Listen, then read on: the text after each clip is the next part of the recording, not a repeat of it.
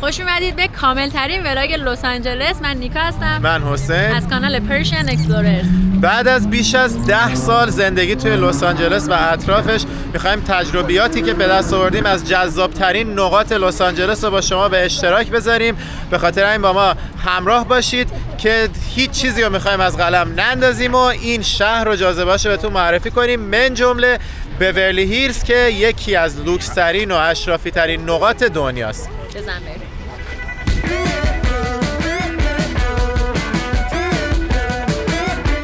اینجا خونه جنیفر لوپز و بن افلک توی بیورلی هیلز. این خونه الان 68 میلیون دلار ناقابل به فروش میرسه. بانو هایده. از بین 300 تا طرحی که ارائه شده بود، طرح منشور کوروش برنده شد.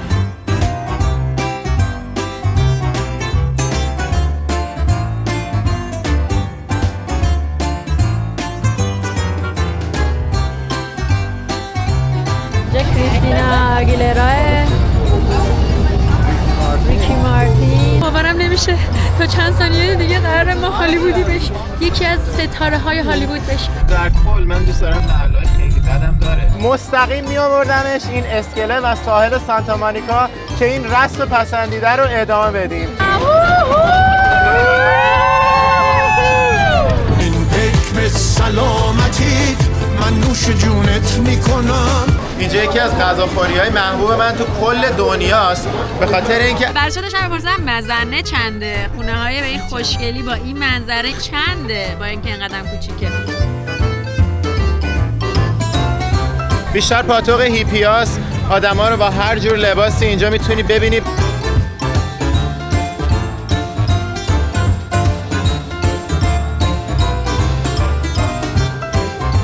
کلاً به اعتقاد من اینجا یکی از بهترین جاهای دنیاست برای دوچرخه سواری.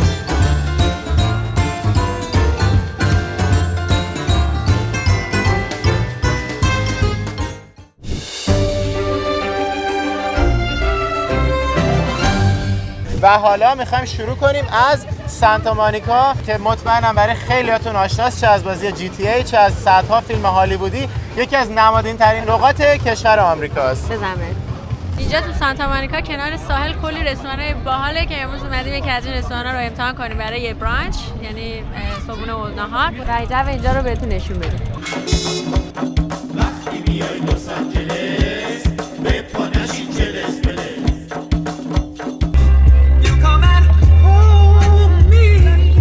خیلی جو اینجا رو دوست دارم، زنده است.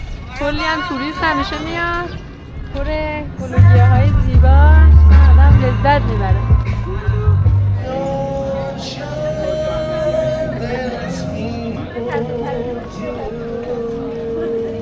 حالا دیگه دوستامونم رسیدن، یه میزی گرفتیم بغل آب و بریم برای سلامتی دوستیمون. چیه؟ سلامتی همگی. این هم از صبحونه ما، صبحونه ناهارمون، لابستر رول در رستوران کوست در سانتا مونیکا. دیگه غذامون هم گرفتیم. به به به به. این آقا هم همچنان داره برامون میخونه و ما لذتشو میبریم. جای همگیتون خالی.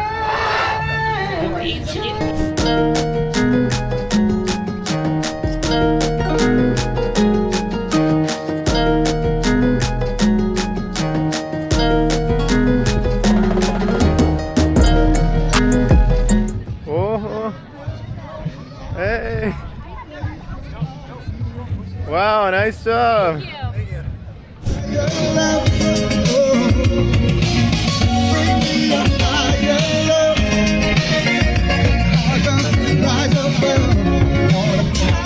شاید باورشون نشه ولی تو همین خطه سانتا مونیکا یه سری هم میان فالگیرن. تاروت اینجا میگه بیا فالت بگیرم.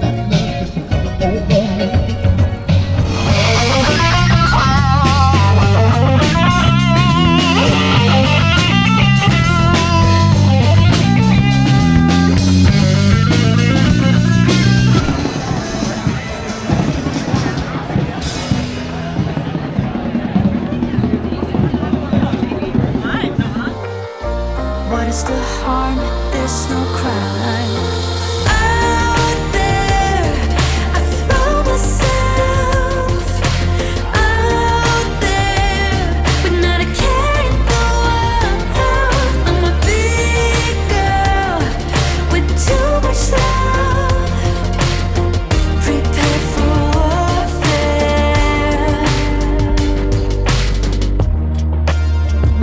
behind my back. Talk it up, trash my name. I don't feel ashamed.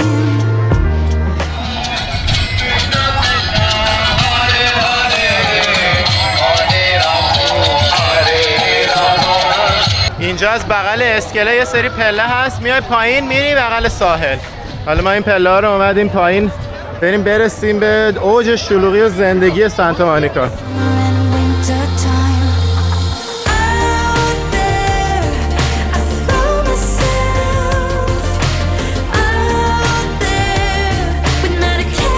مکزیکی همینجوری این ور اونور با بیزنس‌های کوچیکشون وایسادن که مثلا از میوه گرفته تا ذرت مکزیکی و جور چیزا رو میفروشن توی مسیر.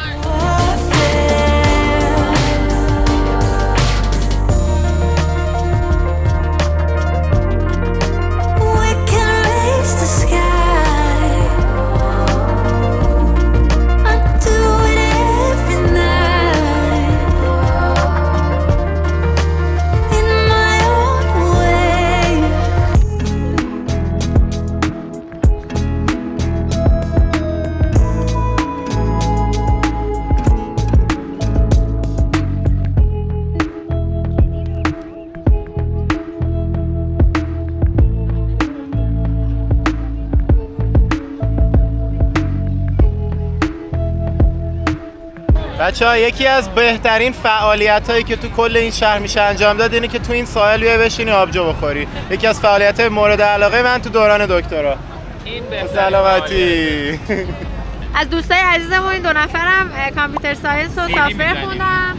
این دارم که الکتریکال انجینیر خونده و انوایرمنتال انجینیر. ها. خود اسمتون مهم نبود، رشته‌تون مهم بود. اسمشون حالا معرفی میکنیم از همینجا، از خطه سمت چپ من عطیه رو داریم، بعد رامی رو داریم، اونجا شهریه رو داریم و مهسا. به به بچه‌ها بزنیم به سلامتی و حال کنیم.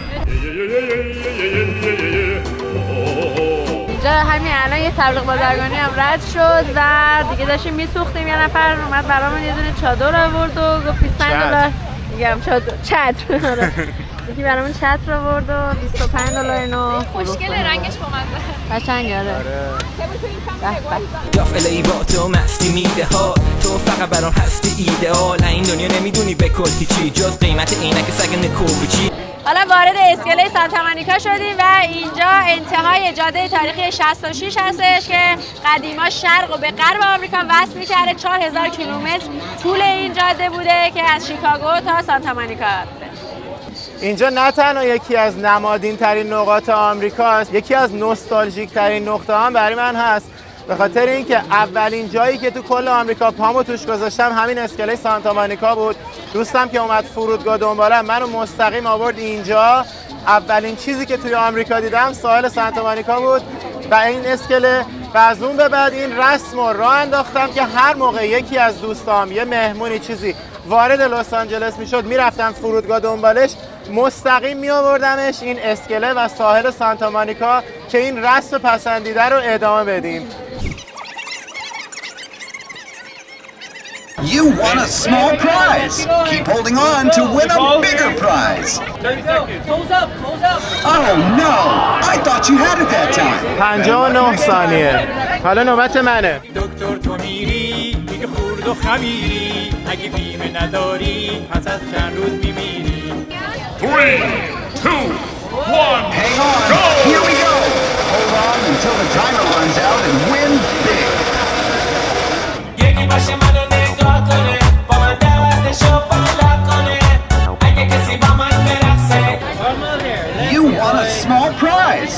Keep holding on to win a bigger prize. Oh no! You let go. Try again to see خیلی if you can شد go میچرخه. مگه میلش سیف بود میشد نگه داشت، ولی میچرخه از زیر دست آدم در میاد.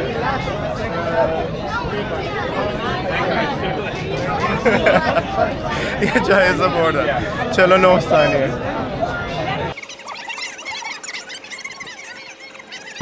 خیلی ریلکسه. You won a medium prize. Don't let go now. 3, 2, 1. Winner!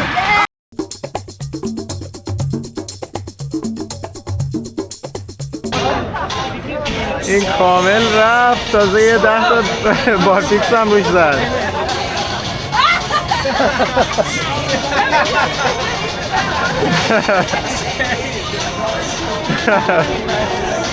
خب جایزه شون رو تقدیم کردن به این خانوم خوشگل.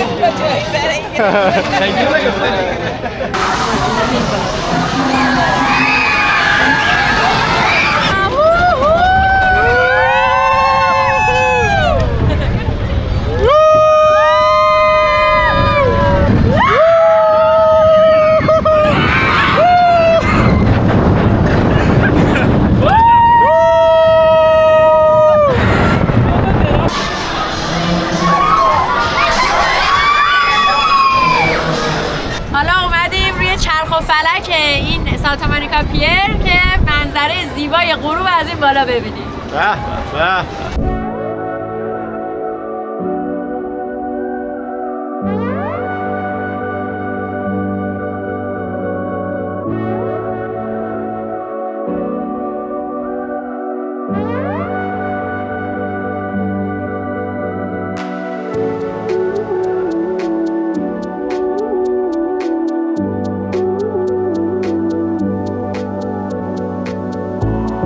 چه حسی داری؟ لذت میبرم. چقدر خوشگله تو رو خدا. عالی.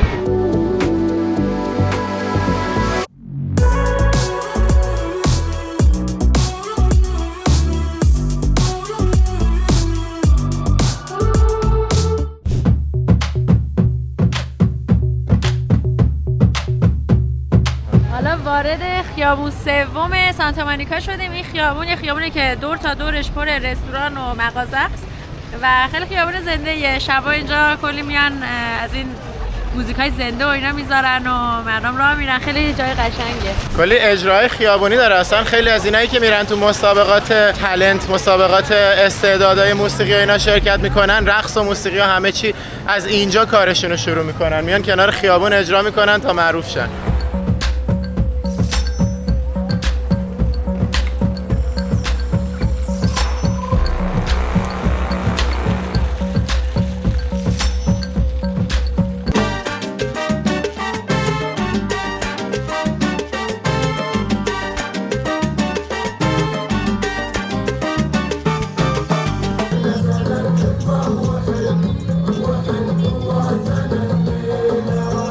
What's your name? Where are you from? My name is Monica and I'm from Massachusetts. Fast, express, and homebound.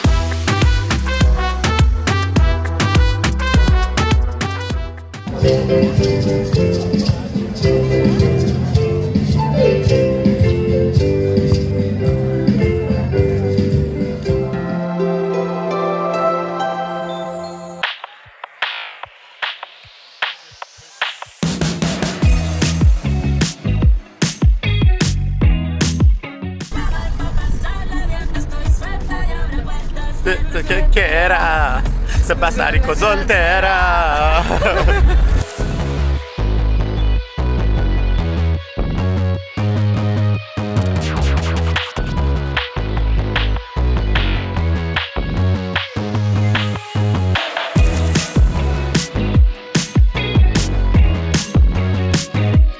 حالا اومدیم لانگ بیچ که یکی از شهرهای الی کانتی کل محوطه لس آنجلس بزرگتر و دوستامون پریا و حسین که مدت اینجا زندگی میکنن الان رفتن فلوریدا و از فلوریدا این ویکند اومدن پیش ما. قرار با هم دیگه بریم این لانگ بیچ رو بهتون نشون بدیم. الان هم زمان هالووینه. بچه‌ها سلام کنید. سلام از فلوریدا به کالیفرنیا. از این گردباد فلوریدا هم جون سالمه در بردن. این از همش مهمتره. و خواستم بگم این زمان هالووینه، برای همین همه جا قراره دکوراسیون‌های هالووین رو ببینید. آره یه چند روز دیگه هالووین، همه تزیینات میره برای پیشواز از یه ماه قبل. اول از همه از شورلاین ویلیج شروع میکنیم که یه سری خونه‌های رنگی خوشگل داره در منطقه لانگ بیچ.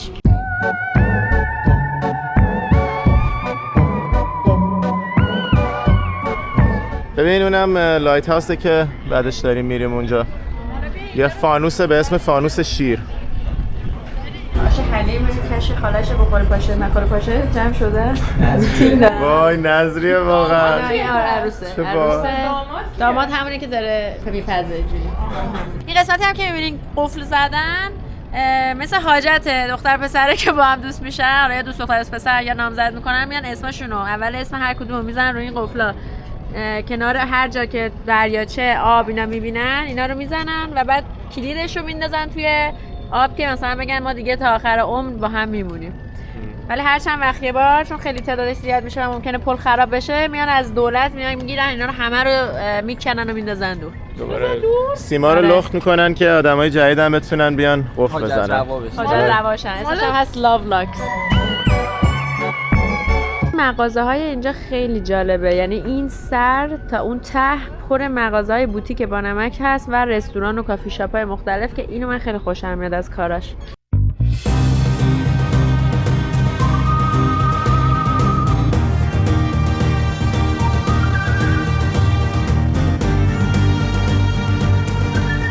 Dead or alive. این یکی مغازه از این گوشتای خوش شده تمساح و حیوانات مختلف داره. اگزاتیک جرکی. Keep it up one more minute. Keep it up, you're so great. Standing, talking. You got me checkmate. No one's watching. Give me some chocolate and nobody gets hurt. Aww. سول خرس منه. خرس رو.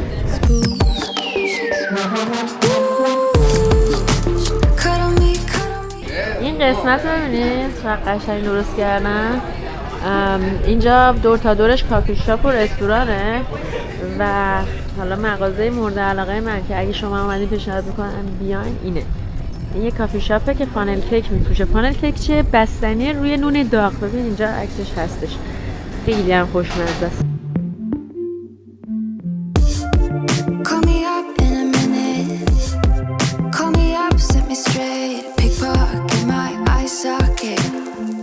اینجا یه دونه گریویارد درست کردن، یه قبرستون.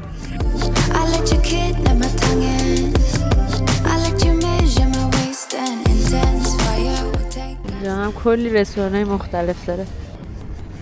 این رستوران پارکرز لایت هاوس یکی از معروف‌ترین رستوران‌های اینجاست که پیشنهاد میکنم اگه استیک و گوشت و اینا دوست دارین، این استیک هاوس معروفیه. خودش هم یه لایت هاوس داره بالاش.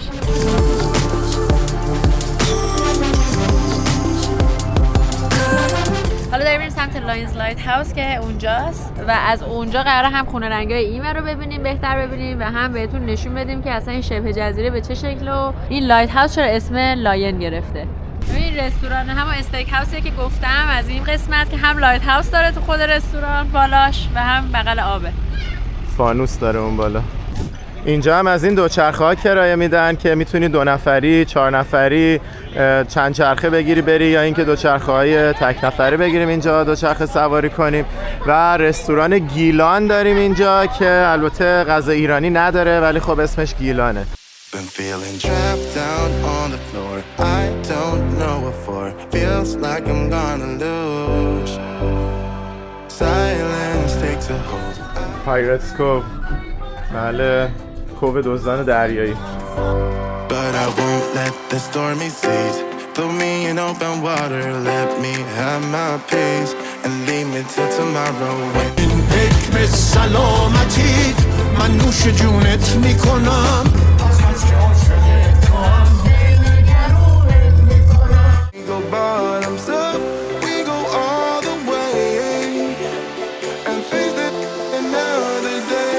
حالا اومدیم این ور آب که همون فانوس به اسم شیر هست. اینجا ملت اومدن پیکنیک و برای خودشون آهنگ میزنن و حال میکنن.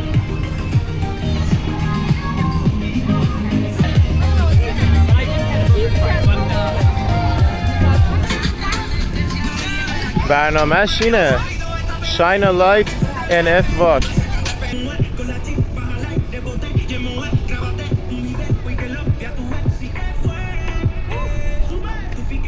این کشتی کوین مری که یکی از نقاط نمادین لانگ بیچه و الان صرفاً یک کشتی تزئینیه که اونجا نشسته. در قدیم خیلی داستان جالبی داشته. از اسکاتلند تو سال 1930 اینا اومده آمریکا، یعنی کل اقیانوس رو طی کرده اومده آمریکا، کاری که مثلا تایتانیک قرار بوده بکنه و بعداً هم به عنوان کشتی که مثلا سربازا رو از آمریکا میبرده برای جنگ جهانی دوم استفاده شده.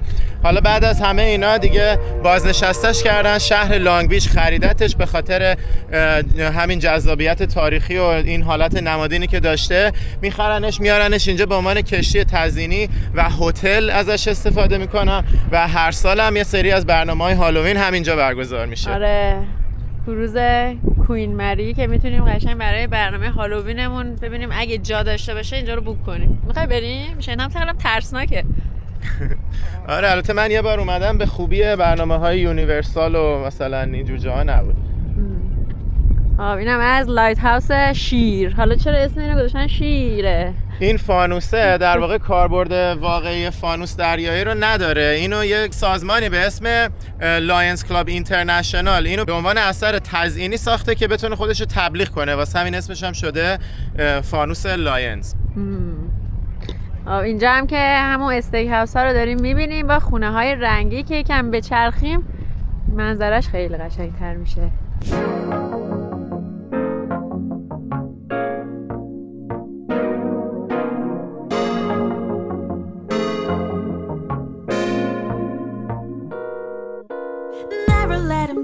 You down, gonna make it stay just fine.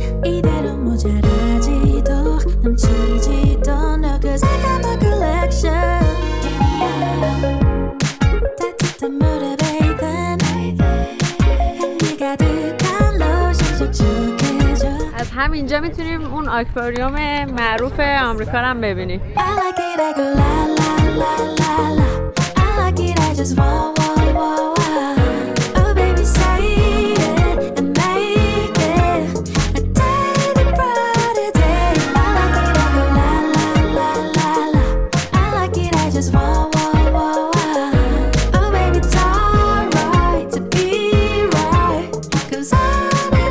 اومدیم ردوندو بیچ که یکی از جاهای مورد علاقه من تو کل ناحیه لس آنجلسه و جاییه که کمتر راجبش میدونن، واسه همین خیلی‌ها میان الی و اینجا رو نمیبینن. حالا ما میخوایم به شما معرفیش کنیم. و یه رستوران خیلی خوب خوشمزه دریایی هم داره که میبریمتون اونجا رو بهتون نشون میدیم.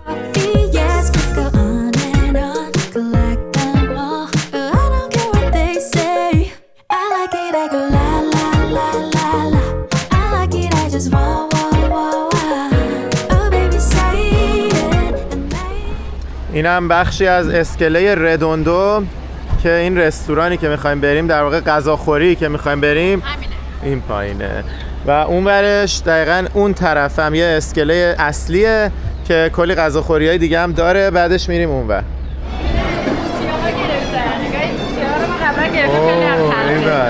آره توتیا گوشتاش خیلی مزه عجیبی میده.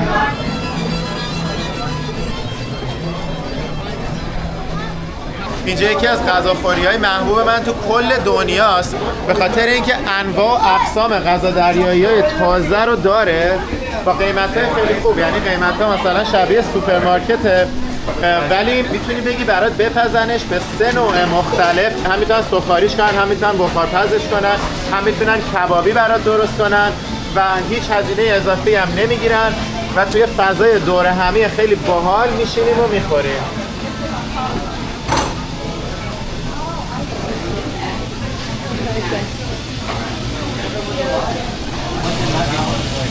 انواع و اقسام صدف و اینه که همون مایخار داره توتیا.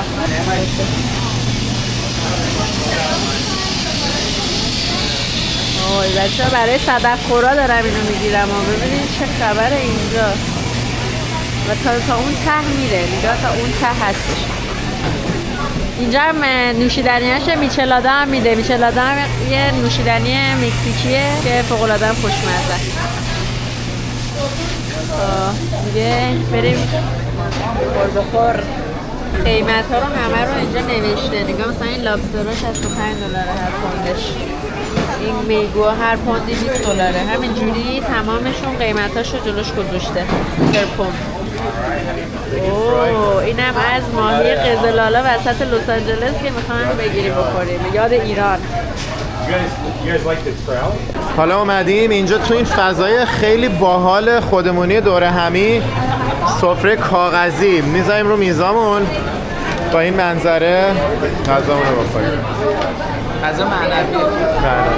بچه ما کلی غذا سفارش دادیم، از 2 تا ماهی بزرگ گرفتیم و 2 تا سویچه گرفتیم و فرایز گرفتیم به علاوه اختاپوس، کلش شد $70. $70 برای این همه غذا، قراره نصفش هم اضافه بمونه. کلا میگم قیمتاش قشنگ انگار از سوپرمارکت خرید میکنی ولی توی همچین فضایی به این خوبی میشینی میخوری. حالا هم میخوایم بریم میچلادا بگیریم. این هم اسمشه، قسم میخورم که اسپانسرمون نکردن. شهادت میده. این واقعا همیشه حتی دوران پی اچ دیم جز جای مورد علاقم بود و خواستیم معرفی کنیم. این ورش هم که آبجو میفروشن، آبجوهای هاوایی و انواع و اقسام آبجوهای دیگر هم داره. این هم از میچلادای مکزیکی. به سلامتی دوستان. چیرز. میچلادا هم برای اونایی که ولاگای مکزیک و گواتمالا و اینا رو ندیدن، آبجویی که توش آب گوجه و آب لیمو و ادویه و اینجور چیزا میریزن.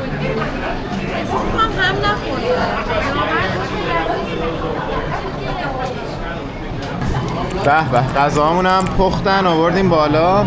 این ماهی قزلالا و بلک کادمونه، این هم اختاپوس کباب شده و سیب زمینی سرخ شده. واه سویچه، من که سویچهش اینم با این منظره. به به، جای همگیتون حسابی خالی. ببینید اینجا مسیر دوچرخه سواریه، روش رو زمین هم عکس دوچرخه کشیده. ادامه مسیر دوچرخه سواری که از ساحل ونیس و سانتا مونیکا میاد به اینجا میرسه. در واقع اینجا برای ما یه پاتوق بود که دوچرخه سواری میکردیم کنار ساحل و از مارینا دل ری می اومدیم یه حدوداً 20 کیلومتر دوچرخه سواری میکردیم میرسیدیم اینجا و اینجا غذا دریایی میخوردیم. همه رو راست میگه. 3 بار کارو کرد. آره، یکی از فعالیت‌های خیلی باحال لس آنجلس همین دوچرخه سواری است که آخرش هم به اینجا منتهی میشه. کلاً به اعتقاد من اینجا یکی از بهترین جاهای دنیاست برای دوچرخه سواری، چون که کل مسیرش کنار ساحله، به خاطر همین تخته، یعنی همینجوری سربالایی سرپایینی نداره. خیلی خوب آدم میتونه دوچرخه سواری کنه، از مناظر لذت ببره و بعدش هم بیاد یه همچین جای غذا بخوره. ما بارها این کارو کردیم. اتفاقا 2 هفته پیش هم اومدیم دوچرخه سواری کردیم اینجا، فیلم گرفتیم که بهتون نشون بدیم ولی دوربینمون آخر روز گم شد و اون فیلم‌های دوچرخه سواریمون پرید. شروع دوچرخه سواری از فیشرمنز ویلج توی مارینا دل ری که اونم فیلماشو گرفتیم که اونم پرید، ولی یه بار با دوستمون آرش اومدیم اینجا که خیلیاتون شاید بشناسین. یه سری صحنه از اون براتون میذارم که ببینید منظورم کجاست. اونجا مبدأشه و اینجا آخر مسیره. البته مسیر ادامه داره، همونطور که دیدین مسیرش از توی پارکینگ هم ادامه داشت، میشه یکم پایین‌تر هم رفت، ولی ما میومدیم اینجا غذا میخوردیم. اومدین کجا؟ شما توضیح بدین دیگه. اینجا فیشرمنز ویلج توی مارینا دل ری. این قسمت یه ایستگاهیه که همه فعالیت‌ها از اینجا شروع میشه. اینجا میتونی پاراسیلینگ بری که یه مثل به کایت وصل میشی پشت قایق، میریم بالا. جت اسکی داره، سینگل کایاک داره. قیمتا رو هم زده. یه ساعتش مثلا 20 دقیقه است، یه ساعتش 26 دقیقه است. این برای سینگل یه ساعتش 20 دقیقه است. یه ساعتش $20.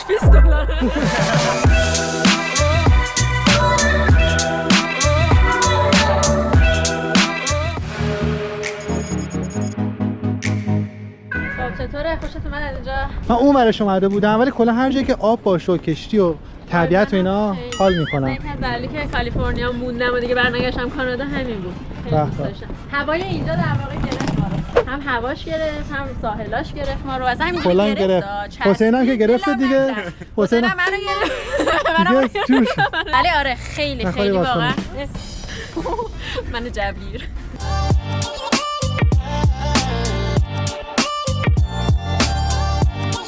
آخرافتا یا اینجا این وسط همینجوری همه دارن میزنن و میرقصن. اینجا محل بزن و برقصشه ظاهرا، ولی ما یه زود اومدیم دیگه. خلاصه اینجا دوچرخه میشه کرایه کرد، بعد کلا میره تو خط ساحلی دوچرخه سواری میکنه ردوندو بیچ که ته قضیه، ولی این مسیر دوچرخه سواریش یکی از بهترین پیستای دوچرخه سواری دنیاست. حالا اینم خود اصل اسکله ردوندوه که الان میخوایم بریم روش قدم بزنیم و خود این اسکله هم پر غذا دریایی‌های متفاوته که حالا اگه نخوایم بیاین اینجا ماهی تازه بگیرین اونا هم هست که غذا گرم آماده داره.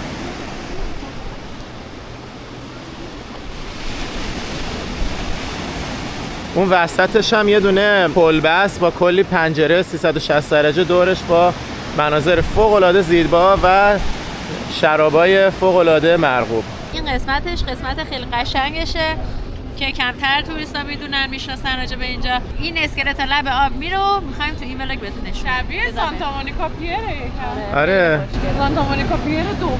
ولی خب این دو طبقه است. یعنی بیشتر توش بزرگتره. حس و حالش هم یکم فرق داره با سانتا مونیکا.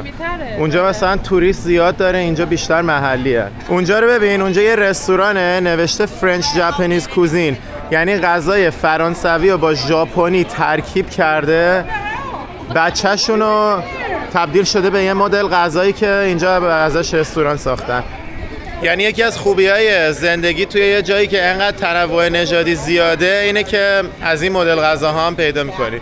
اینم همین کلبه، آلاچیق، هرچی می‌خواین اسمشو بذارین.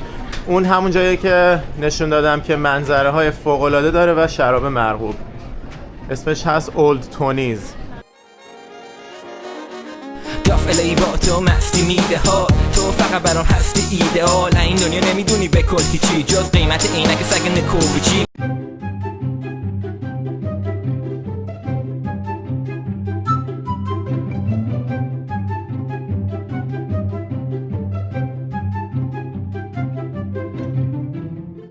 یه چیز خیلی باحال راجع به اینجا اینه که شیشه شراب و کامل بهت میفروشه مثلا $25.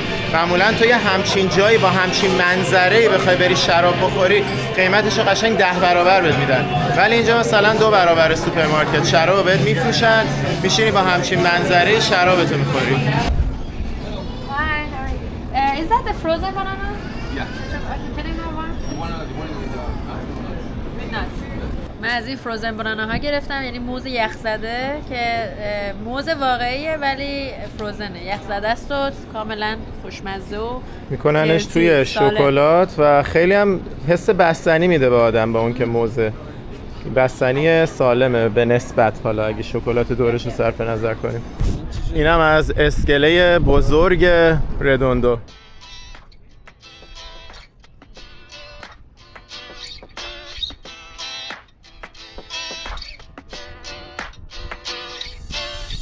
ببین چقدر ماهیگیر هست اینجا، ملت میان ماهیگیری بعدم میبرن خونه قشنگ یه شام مشتی میزنن.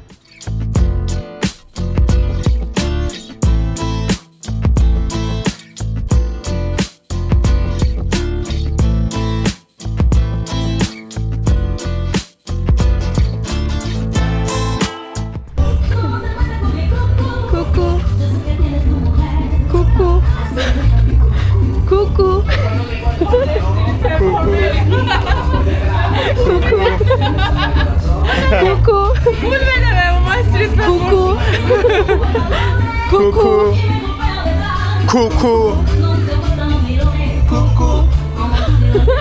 کوکو کوکو. علاوه بر ردوندو بیچ 2 ساحل قشنگ دیگه هم نزدیکش هست که تو همین مسیر دوچرخه سواری که راجع بهش صحبت کردیم ازش گذر میکنی. توی این ولاگ وقت نکردیم بهشون سر بزنیم ولی خواستیم یه اشاره بهشون بکنیم.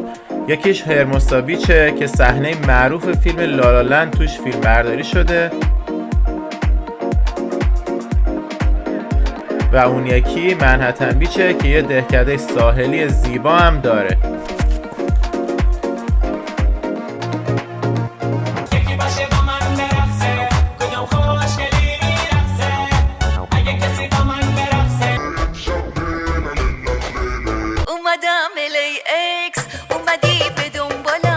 شدیم فیس تو فیس، بری گود شد حالم. حالا اومدیم مقصد بعدی. کجاست اینجا؟ ونیس کانال ونیس که شبیهش رو توی الی هم زدن و نزدیک ساحل ونیسه. اولش ونیس کانال رو بهتون نشون میدیم، بعدش میریم ساحل ونیس. در واقع این کانال ونیس اسمش از همون ونیز ایتالیا گرفته. تو فارسی میگیم ونیس، تو انگلیسی میگن ونیس. و حالا میبینین که چرا دقیقاً این اسمو بهش دادن. میبینید که اینجا از ونیز ایتالیا الهام گرفته. کلاً یه سری خونه است که همه بغل این کانال هستن. هر کدوم از خونه ها برای خودشون قایقای شخصی دارن. قایق یکی از روش‌های اصلی حمل و نقل تو این کانالا. برخلاف ونیز ایتالیا اینجوری نیست که دیگه روش اصلی حمل و نقلشون قایق باشه. اینا ملت ماشین و اینا هم دارن این طرف خونه، ولی دیگه داخل محوطه با قایق این ور اون ور میرن و خیلی حس و حال ونیز ایتالیا رو داره.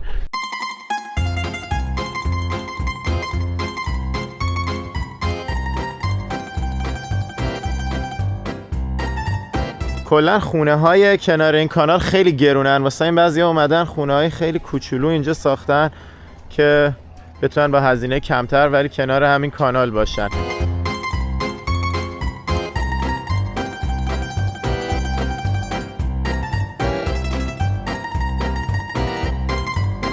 برشا داشتم بپرسم مزنه چنده؟ خونه های به این خوشگلی با این منظره، این اردک ها میرن میان، حالا چنده با اینکه اینقدر کوچیکه؟ بفرما. 2300 اسکوئر فیت، 3.5 میلیون، 4 تا بت، 3.5 بس. اینم داخل خونه بهتون نشون بدم. این منظرشه، منظره کانالو داره. آره اینم تعریف کردم.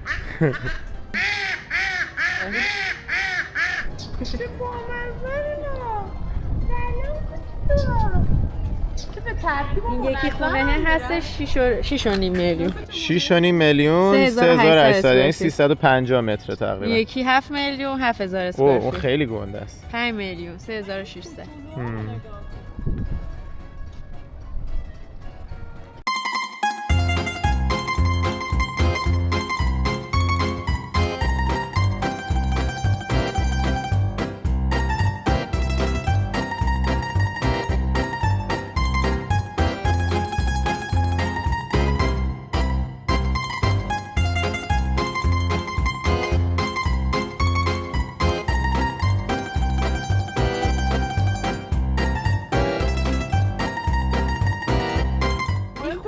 چقدر درش نازه. خیلی خونه در خونه هابیت و قبیله. هابیت و قبیله هابیت های لورد آف د رینگز. هابیت و قبیله.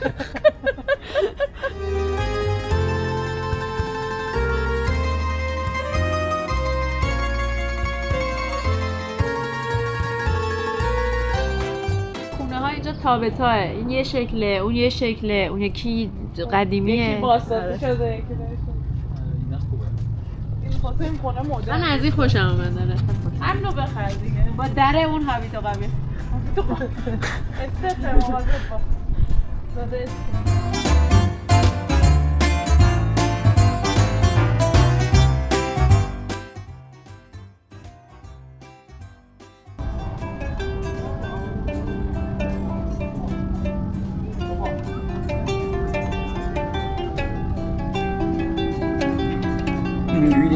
Thanks, nice music.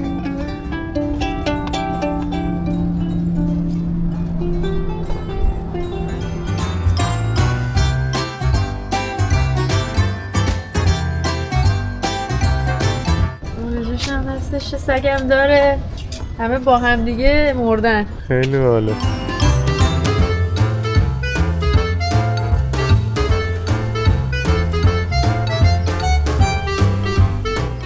خب حالا از منطقه ونیس کانال خارج شدیم، ما داریم مسیر رو ادامه میدیم که برسیم به ساحل ونیس.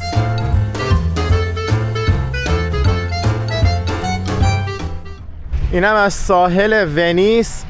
میبینین که چه پیست دوچرخه سواری خوبی اینجاست. این همون بخشی از همون پیستیه که داشتم میگفتم که فوق العاده است برای دوچرخه سواری. حالا میریم اون طرفش که قسمت اصلی ساحله که همه میان برای گذر وقت، مخصوصا توی تابستونا. این خونه های مولتی میلیون دلاری که رو به ساحل هستن و اینجا میبینیم. I never got it, why'd you have to go? I guess this world's too slow for you.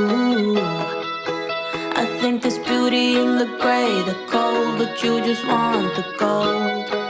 And there's no way I can beat it, 'cause I got no chance when it comes to her.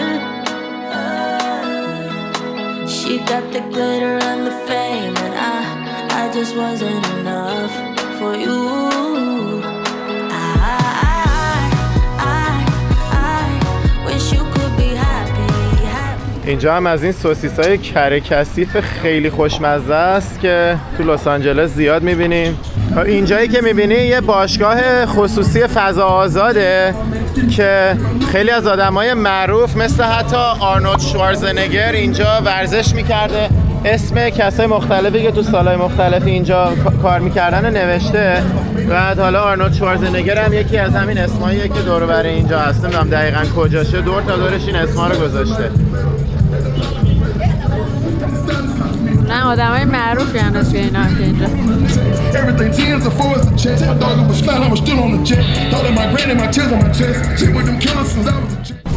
اینجا هم میبینیم که یه سریا اومدن دارن بسکتبال بازی میکنن. چه جایی بهتر از اینجا برای بسکتبال بازی کردن؟ کلا این ساحل ونیس معروفه به این که کلا تیپ آدما خاصه. بیشتر پاتوق هیپیاس.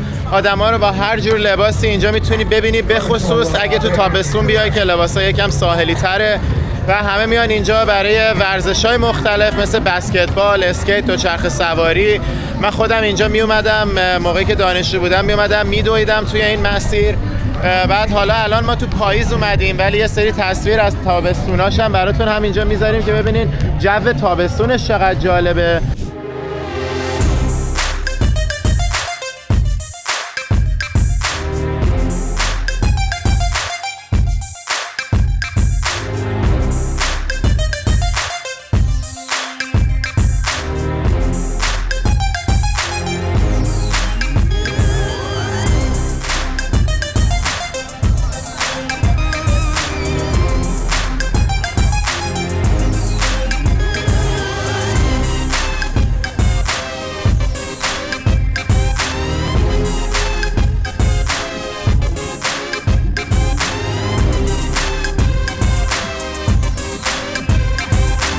ولی خب یه بدی که داره اینه که گلاب بروتون بوی علف خیلی زیاد میاد توی این قسمت، به خاطر اینکه پاتوق علف بازا هم هست دیگه.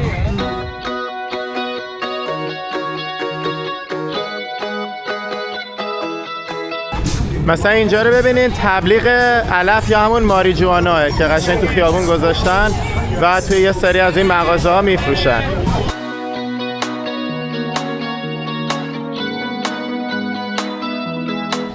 برنامه دوچرخه سواری با کاستومه، چه باحال. بچه برنامه دوچرخه سواری با کاستومه.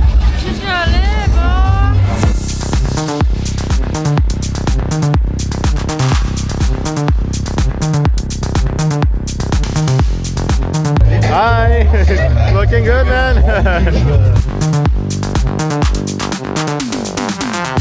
میگن با دم شیر بازی نکن.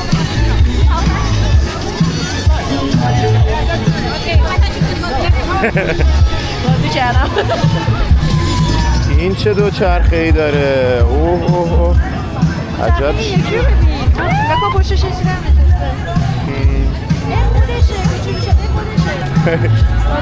چه بامزه.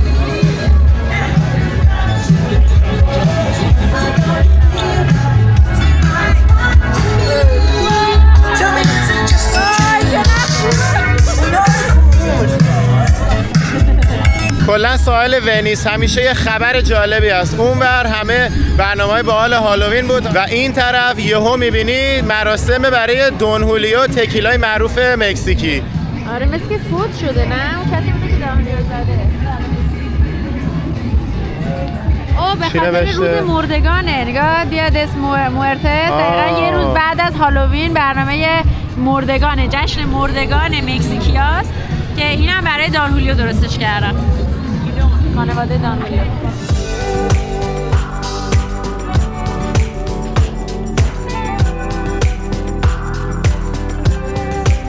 اونم شخص شخیص دون هولیو.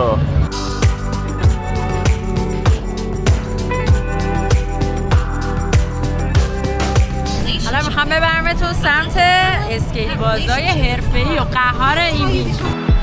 خب اینا هم میان اینجا با این اسکیت بورداشون حرکات ژانگولر میزنن.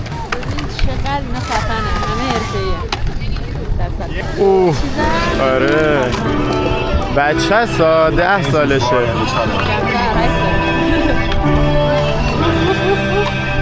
باشه که میپره الان. باری چیکاری؟ یا قمر به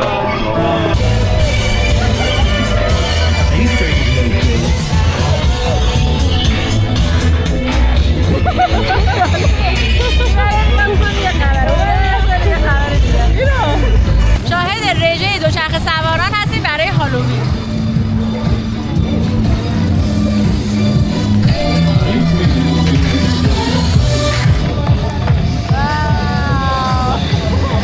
چقدر خوبن اینا. قسمت اسکیت بورد بود، اینجا دارن اسکیت میکنن.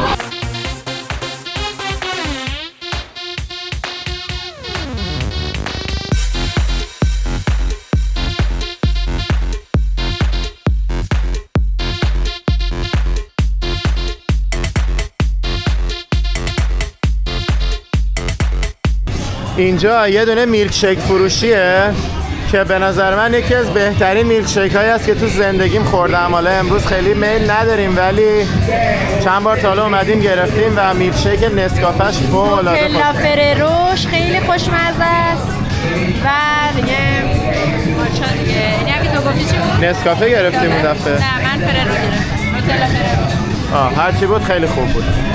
قیمتاش هم هرتون زیاده ها. مثلا ما یه نوتلا فرروش گرفتیم $14 شد. اوه.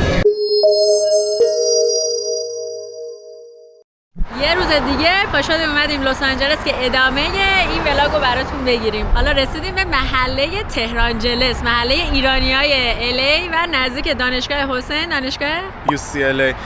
اینجا که الان توشیم خیابون وست‌ووده و توی شهر لس آنجلس بیشترین جایی که این نوشته های ایرانی رو میبینی، بیزینس های ایرانی، از مغازه ها، از کتاب فروشی گرفته تا سوپرمارکت و صدور پاسپورت و تمام اینجور فعالیت ها رو اینجا میتونی ببینی.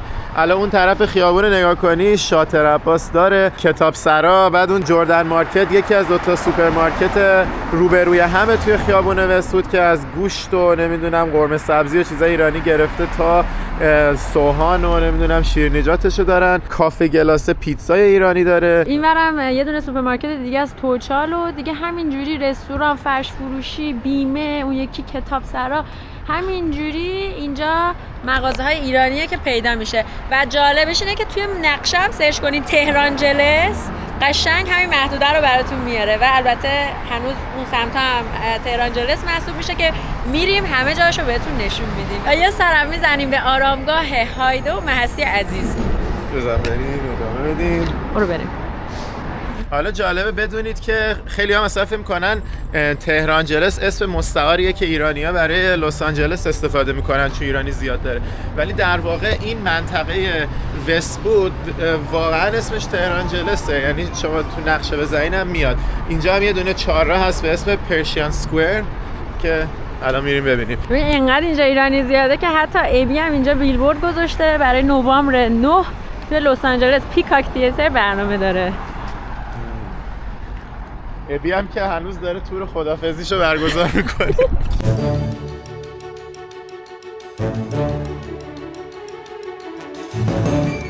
این هم بستنی گل و بلبل، بستنی ایرانی. ببین اینجا هم یه دونه مغازه ایرانیه با طرح‌های مختلف فارسی، نوشته‌های فارسی و خیلی هم قشنگ دقیقاً کنار این بستنی فروشی و نوشته لطفاً با بستنی وارد نشید. معلومه که خیلی هم بستنیشون رو میگیرن و میرن داخل این گالری.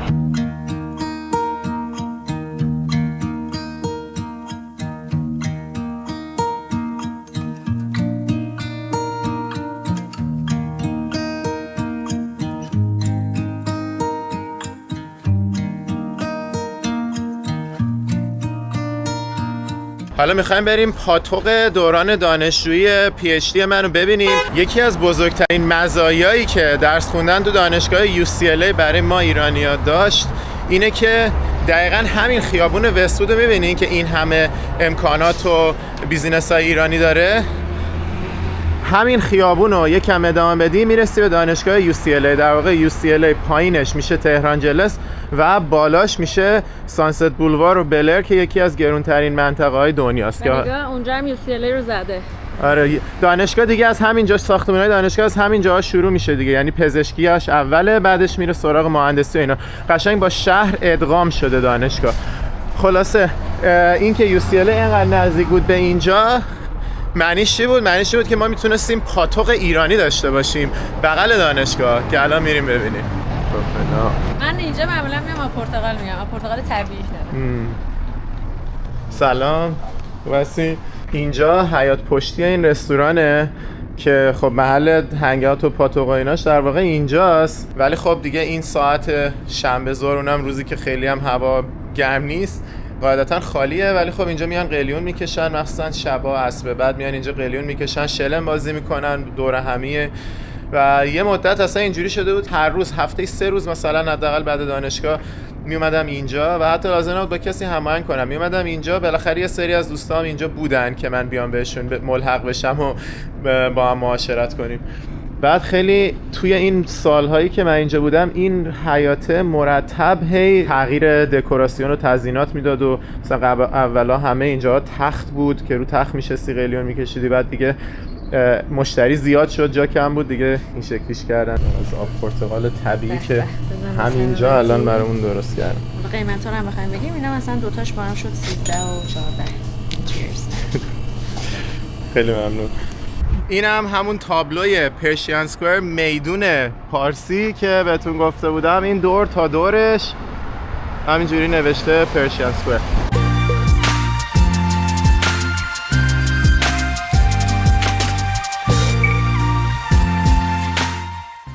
حالا توی همین تهران جلس اومدیم آرامگاه باشکوه و معروفش رو ببینیم و چیزی که خیلی جالبه اینه که خیلی، یعنی شاید حتی بشه گفت بالای نصف اسمایی که توی این آرامگاه میبینی ایرانی ها هستن. حالا نمونه هاشو هم اینجا ببینید. شاهین شفا، دکتر شاهین، محمود پروینجاتی، دیگه مهندس داوود رجبی، دیگه همینجوری تا الی آخر. حالا بریم سراغ این نگاه کبرا بالاش نوشته کوبی جون. کوبی جون قشنگ، خدا رحمتش کنه، خدا بیامرزتشون. خب بریم حالا سراغ هایده عزیز که همینجا تو همین آرامگاه خاک شدن. ببینید اینجا هم دوباره چندین تا آرامگاه ایرانی دیگه هستش و بانو هایده. سلام من به تو یار قدیمی، منم همون هوادار قدیمی. چیزش کردن نه؟ فکر کنم آره سنگشو عوض کردن. سنگشو عوض کردن، کوچولو بود. آره سنگش اومدن بهش جلای بیشتری دادن نسبت به قبل. نگاه خیلی قشنگ. خب دقیقاً در کنار آرامگاه بانو هایده شادروان زینت بلغاری رو میبینیم که مادرشون هستن و قشنگ روی قبرشون هم نوشته در آغوش دخترش هایده نازنین آرمیده. بریم سراغ آرامگاه مهستی عزیز، خواهر بانو هایده. شاید اگر دائم بودی کنارم، یه روز میدیدم که دوست ندارم.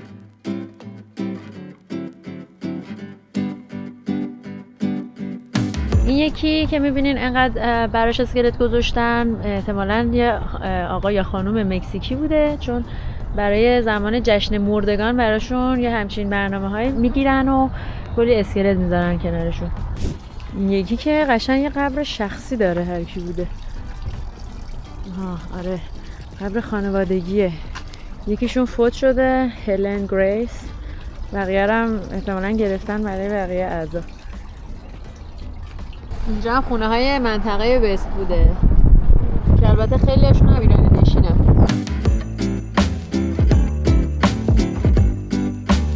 حالا رسیدیم به قلب دانشگاه UCLA که این خرسه نماد دانشگاه، بهش میگن بروین بر. بروین یه مدل خاص خرسه که نماد این دانشگاه و همه جا اگه نگاه کنین نوشته Go Bruins، یعنی دانشجویان UCLA به پیش. اینجا قشنگ مرکزی ترین نقطه دانشگاه است. الان اون طرف سالن کرکوف رو میبینیم و مغازه UCLA که توی مجموعه ساختمون اون طرف محل پاتوق هنگاوت و غذا خوردن دانشجوهاست. از اون طرف بری پایین، اول این برات سمت اون طرف دانشکده مهندسی، بری پایین‌تر به پزشکی میرسی و از این اگه ادامه بدی به خوابگاه‌های دانشجوهای لیسانس میرسی و غذاخوریاشون که ما خیلی وقتا میرفتیم از غذاخوریای اونا استفاده میکردیم. اون بحثش طولانیه که چه جوری میشه استفاده کرد، اینجا جاش نیست بگم، ولی خیلی حال میداد. بوفه داشتن.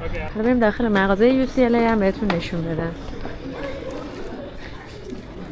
اینجا خیلی قیمتای بالایی داره، کلا همه دانشگاه همین مدلن. حالا مثلا نگاه کنین این یکی یه ژاکت $80 و کلا اینجا خیلی از چیزایی که میفروشن با اسم UCLA هستش. مثلا همین یه دونه تیشرتی که روش نوشته UCLA داره $45 میفروشتش. کلا همه دانشگاه اینجوری هم. من دانشگاه UCI هم که بودم همین جوری قیمتا بالا بودش. یکی کلاه UCLA $38. من وقتی تازه اومدم تو این دانشگاه واقعا تعجب کردم که چرا این مغازه UCLA که مثلا برای دانشجوها ساخته شده انقدر گرونتره و حتی مغازه همین بیرون هست که چیزایی که روش نوشته UCLA رو میفروشه ولی با قیمت خیلی کمتر از اینجا. یا حتی تو هالیوود هم بری میتونی لباسای UCLA بخری با قیمت خیلی کمتر. من موندم اینجا مثلا بازار دانشجوییه. آره دیگه خیلی توریستیه و خب مخصوصا که معروفه، میدونن که دانشجوها دوست دارن که همچین لباسایی رو بپوشن و پوز بدن که UCLA درس میخونه. آره دیگه. پوز میدین؟ مثلا نگاه اینا. الان اینا رو خب آدم هیچ وقت نمیاد واقعا بخره برای استفاده روزمره، چون این داره اینو میده. داره میدتش $14. واو. $14 برای همین یه دونه دفتر. $14 در صورتی که از مغازه $1 میتونی بخریش $1. 1.25. فقط روش ننوشته UCLA. یه سری هم میان اینا رو میگیرن کادو میدن به در واقع کسایی که گریجویت میشن، فارغ التحصیل میشن از دانشگاه و دیگه برای یادگاری نگرشون میدارن. این پیرن $128 ناقابل. مغازه رو دیدیم، حالا ادامه میدیم به سمت سربالایی. کلا یه چیزی که من خیلی دوست دارم راجع به این دانشگاه اینه که هموار نیست مثل یه سری از دانشگاه مثل USC و استنفورد. اینجا قشنگ انگار روی تپه ساخته شده، بعد همینجوری پستی و بلندی داره، یک نواخت نیست. برای آدم یه جورایی خیلی دیرتر تکراری میشه، چون همینجوری متنوع مناظری که آدم تو این دانشگاه میتونه ببینه. حالا الان از این سربالایی میریم بالا. مثلا الان از این درش بری وارد چی، از طبقه دوم وارد این ساختمون میشی، یکم بری جلوتر از طبقه سومش وارد میشی. این ساختمون کرکوف محلیه که ایونت ها توش برگزار میشه. بعد یه دونه کافی شاپ داره که مثلا خیلی از دانشجوها میرن تو اون کافی شاپ میشینن درس میخونن. حالا اومدیم کافی شاپ داخل همین ساختمون که حسین انقدر تعریفشو کرد، چه بوی کافی هم پیچیده. و به مناسبت جشن مردگان مکزیک اینجا رو اومدن دکوراسیونای مکزیکی زدن. در واقع کافی شاپش این بره. اینم سالنیه که توش مراسم و اینا برگزار میشه. یکی از سالن‌هاست برای مراسم کوچیک‌تر. احتمالاً معلم‌ها و دانشگاه‌هایی که اینجا بودن و فوت شدن براشون این مراسم جشن مردگان مکزیکو گرفتن. خب بریم حالا یه قهوه بزنیم. انقدر این کافی شاپ برای من خاطره انگیزه.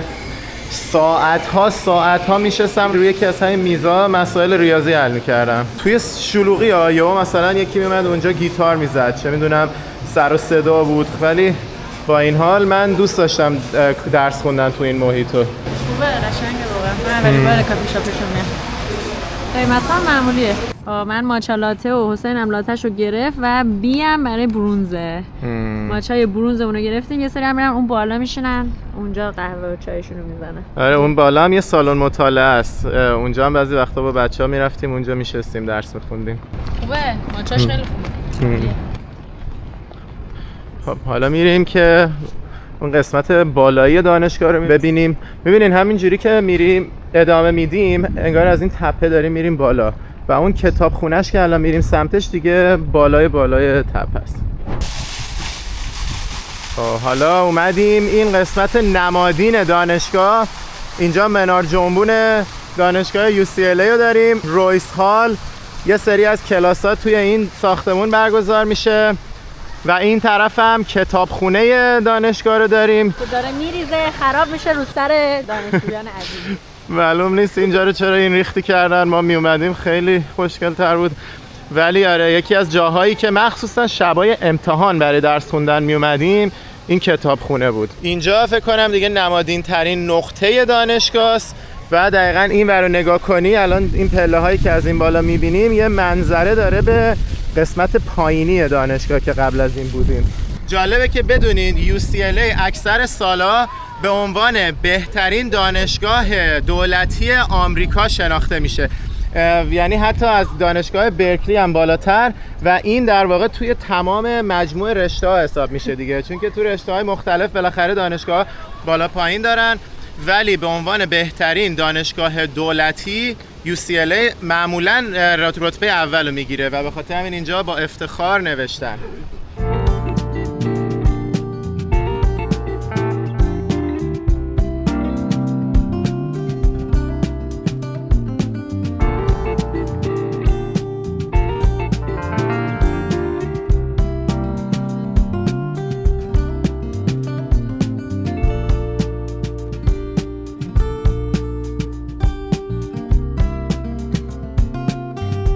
اینجا هم فواره برعکس معروف UCLA که دانشجوها موقعی که میخوان فارغ التحصیل بشن با لباسای فارغ التحصیلیشون میان اینجا عکس میگیرن و یه چالشی هست که برن بپرن توی این آب. این هم همین پله هاست که از اون بالا نقطه نمادینه میریم وسط دانشگاه. این پله ها هم خیلی پله های نمادینیه توی UCLA، میان باش عکس میگیرن. بعد خرس نماده صداشم در آورد. و حالا میریم دانشکده ما، دانشکده سابق من اون روبرو از این مسیر. حالا اینجا جا داره من یه توضیح بدم که این نماد خرسی که ما گفتیم راجع به UCLA کلا تو تمام دانشگاه‌های آمریکا یه نماد وجود داره. مثلا نماد دانشگاه من که UC ایرواین بود نمادش مورچه خار بود و حالا USC که دانشگاه خصوصی هستش و که نزدیک به همین دانشگاهه نمادش تروژانه. تروژان هم جنگجوی سرزمین ترویه که بهشون میگن تروژان. این هم دانشگاه اندرسون بیزینس اسکول یا منیجمنت اسکول UCLA، جایی که من 5 سال از زندگیمو اینجا درس خوندم و هر روز میرفتم و میومدم. اگه تا اینجای ویدیو رو لذت بردین ممنون میشیم که با لایک کردن و کامنت گذاشتن از کانالمون حمایت کنید و میتونید سابسکرایب کنید که ویدیوهای بعدی رو هم از دست ندین و اگر هم میخواین که تمام ماجراهای ما رو به صورت زنده همزمان با سفر ببینید میتونید پیج اینستاگراممون رو دنبال کنید. اینم از نقطه وسط دانشکده اندرسون که به صورت یه مجموعه 4 تا ساختمون دور هم شکل گرفته. من خودم آفیسم توی این ساختمون بود، ساختمون گلدش. این یکی کافی شاپشو داره. رشته من آپریشنز منیجمنت بود که یه جوری علوم بهینه‌سازی توی بیزینس و مدیریت. حالا مثلا فایننس یه رشته دیگه است، استراتژی هست، نمیدونم رفتار سازمانی هست که هر کدوم از اینا دانشجو پی اچ دی هاش یه دفتر برای خودشون دارن تو طبقه 4 یکی از این ساختمونا. استادا هم طبقه 2 و 3 هستن. چطوری کوچولو خوبی؟ چقدر سنجاب داره اینجا. یکم نازت کنه. دستم به دومش. همین الان از پارکینگ UCLA خارج شدیم تو ضلع شمالیش. قبلش که تهران جلس بودیم سمت پایین دانشگاه UCLA رو دیدین، هر چیز جنوبش زیرش بود رو دیدیم. حالا میخوایم بهتون نشون بدیم که بالای این دانشگاه چه خبره. اینجا سانست بولواره، یکی از خیابونای معروف فیلم‌های هالیوودی و منطقه بلر که یکی از گرونترین مناطق دنیاست. دقیقاً این بالاست و الان میخوایم بریم بهتون نشون بدیم.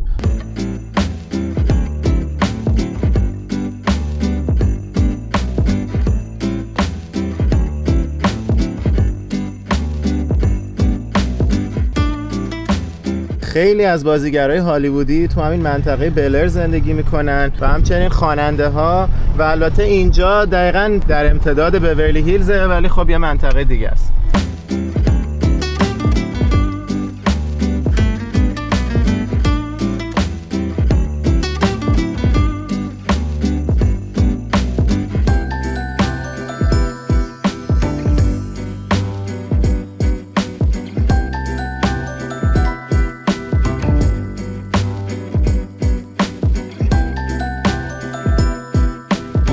الان از یکی دیگه از دروازه های این منطقه بلر خارج شدیم، برمیگردیم توی سانست بولوار، یکم دیگه بریم اون طرفی، میرسیم به بیورلی هیلز، یکی از لوکس ترین و گرون ترین مناطق دنیا، شاید حتی بشه گفت لوکس ترین منطقه کل دنیا. اومدیم بیورلی هیلز و اینجا نقشه خونه های مولتی میلیون دلاری ستاره های هالیوودی رو میفروشن که ما یه دونه‌شو خریدیم $15 و می‌خوایم بریم به چند تا از خونه های سلبریتی ها سر بزنیم. ببینین چقدر آدم معروف رو توی این نقشه میتونیم ببینیم، هم منطقه بلر هم منطقه بیورلی هیلز رو گذاشته و جایی که نقشه رو خریدیم دقیقاً روبروی خونه مایکل جکسون، زمانی که مایکل جکسون فوت میکنه توی این خونه زندگی میکرده و البته صاحب این خونه نبوده. جالب مایکل جکسون با این همه شهرت و ثروتی که داشته اواخر عمرش مجبور میشه خونه اجاره کنه به خاطر اینکه سبک زندگیش طوری بوده که خیلی پول هدر داده بوده و خیلی مشکلات قانونی براش به وجود اومده بوده، به خاطر همین تحت فشار مالی بوده. خونه‌ای که صاحبش بوده رو میفروشه و میاد این خونه رو اجاره میکنه. چند سال آخر عمرش هم توی این خونه بوده. همین جوری آدما دارن میان از در پارکینگ خونه قدیمی مایکل جکسون باش عکس میگیرن. ببینید چه باحاله. براش یادگاری ننوشتن رو در و دیوار. اینا هم دارن ویدیو میگیرن. به. حالا رسیدیم به خونه جکی چان که این یکی کاملا خونه‌شو میتونیم از اینجا ببینیم.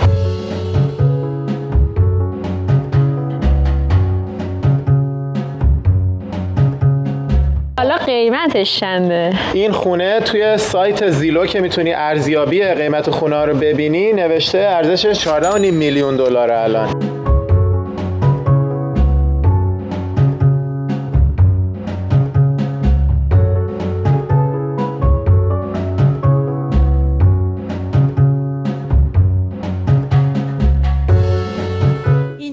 جنیفر لوپز و بن افلک توی بیورلی هیلز که بعد از جداییشون خونه‌شون رو گذاشتن برای فروش و حالا قیمتش چنده؟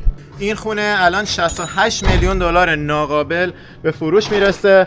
توی یه خیابونیه که تمام این بازیگرای هالیوودی توشن و حالا نکته جالب اینه که این خونه رو حتی اگه الان بیان به ما کل پولشو بدن، $68 میلیون رو بدن بگن باهاش این خونه رو بخر، ما حتی نمیتونیم توی این خونه زندگی کنیم، چون که تو آمریکا وقتی تو $68 میلیون خونه بخری باید سالی بالای $700,000 فقط مالیاتشو بدی. یعنی این خونه رو به ما مجانی هم بدن ما نمیتونیم توش زندگی کنیم. البته بگم که این فقط در ورودیشه، همینطور که میبینین درش کاملا بسته است و ما نمیتونیم داخلش بشیم.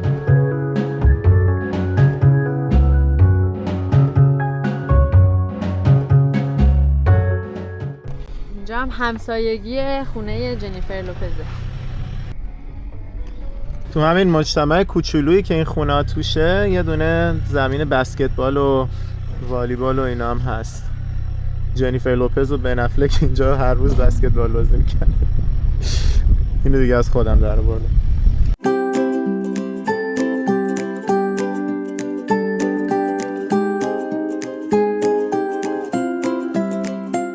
الان وارد خیابون مالهالند درایو شدیم، یکی از معروفترین خیابوناست اینجا، هم به خاطر مناظر فوق‌العاده زیبایی که داره وقتی رانندگی می‌کنی همش کنار دره است، هم فیلم مالهالند درایو اسم همین خیابون روشه، یکی از معروفترین فیلم‌های تاریخ سینماست و واقعا خفنه، قشنگ با مغز آدم بازی میکنه. اگه ندیدینش پیشنهاد میکنم ببینید. و اینم مالهالند درایو، اول فیلم قشنگ توی همچین جایی بازیگرش میره پایین و وارد یه دونه قصر خیلی لوکس میشه و از اونجا اصل فیلم شروع میشه.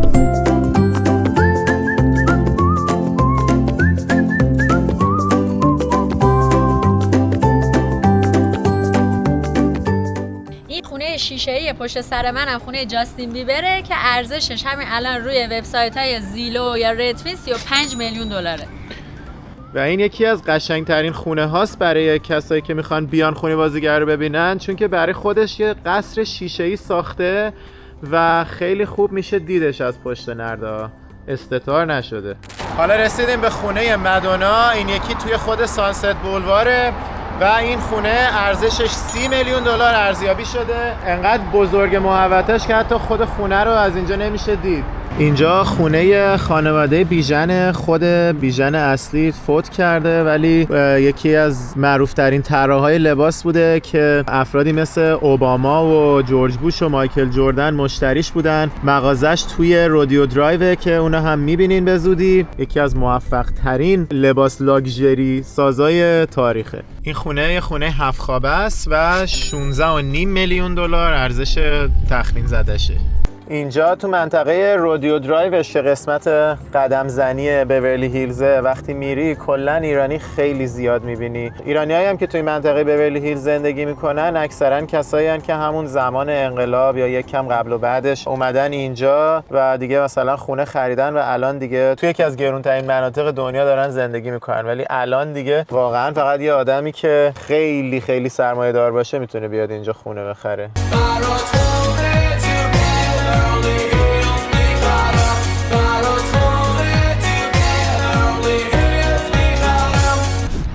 ماشین رو پارک کردیم، اومدیم با ساین یا علامت معروف بیورلی هیلز به شما هم نشون بدیم.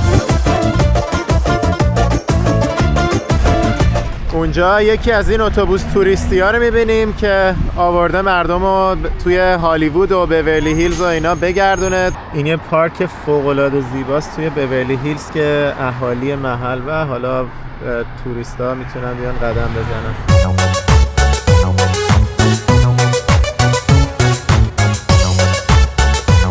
اینم بیورلی هیلز هتل. حالا دیگه ما داریم از منطقه بیورلی هیلز خارج میشیم و میریم سمت هالیوود. ادامه برنامه امروزمون تو هالیووده، ولی قبلا منشور کوروش که یکی دیگه از جاذبه های بیورلی هیلز هست و فیلم گرفته بودیم اینجا که براتون میذاریم، و همچنین رودیو درایو که محل مغازه‌های خیلی شیک و پیکه و محل قدم زنی هست هم یه بار دیگه اومده بودیم فیلم گرفته بودیم که اونم همینجا براتون میذاریم ببینیم. منشور آزادی ملقب به منشور کوروش در بیورلی هیلز لس آنجلس. چند سال پیش می‌خواستن اینجا یه مجسمه بسازن به نماد آزادی. از بین 300 تا طرحی که ارائه شده بود طرح منشور کوروش برنده شد، چون که بیانگر اینه که آزادی حق مسلم تمام مردم جهانه. و اینو روز افتتاحیه‌اش آرش و ابی اینجا کنسرت داشتن، تمام خیابونو بسته بودن برای این کنسرت باشکوه و تو جریان زن زندگی آزادی کلی آدما اومدن اینجا روسریاشون رو وصل کردن که الان میریم دخترا رو عکس محسن هم دیگه.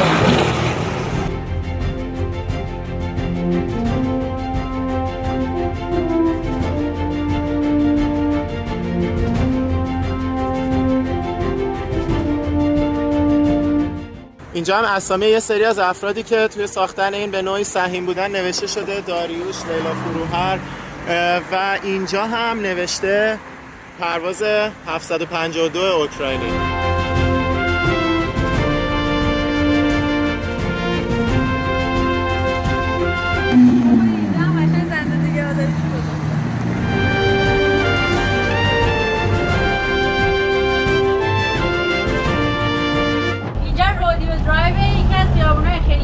پیک بیورلی هیلز در لس آنجلس. بریم یکم بگردیم. حتی الان هم می‌خوایم بریم مغازه بیژن رو بهتون نشون بدیم. اینم از مغازه معروف بیژن در بیورلی هیلز. این مغازه خیلی خوش رنگ، زرد رنگه. الان میریم اون ور خیابون و داخلش هم اگه بشه بهتون. لامبورگینیش ولی جلو در نیست. قدیما هر موقع میومدی بود ولی جدیدن دیگه نمیذارتش اینجا. این خیابون خیلی بلنده، کلی رستوران و مغازه و بار و کافی شاپ داره و معمولا هم توی آخر هفته خیلی خیلی شلوغ میشه، مثلا شبا. حالا دیگه میریم الان بهتون یکم میگیم.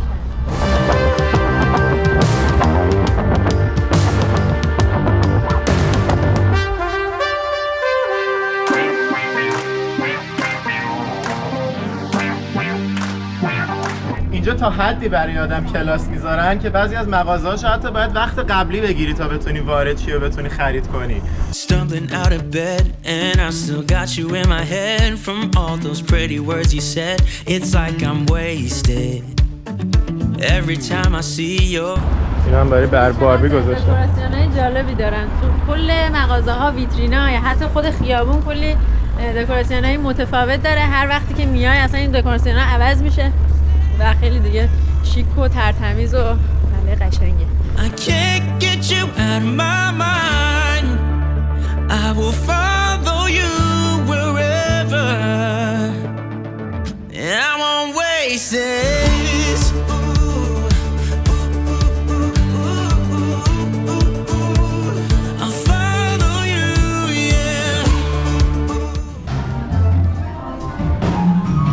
من چقدر اینجا رو دوست دارم. از این رستورانایی که بیرون میشینی عین اروپاست.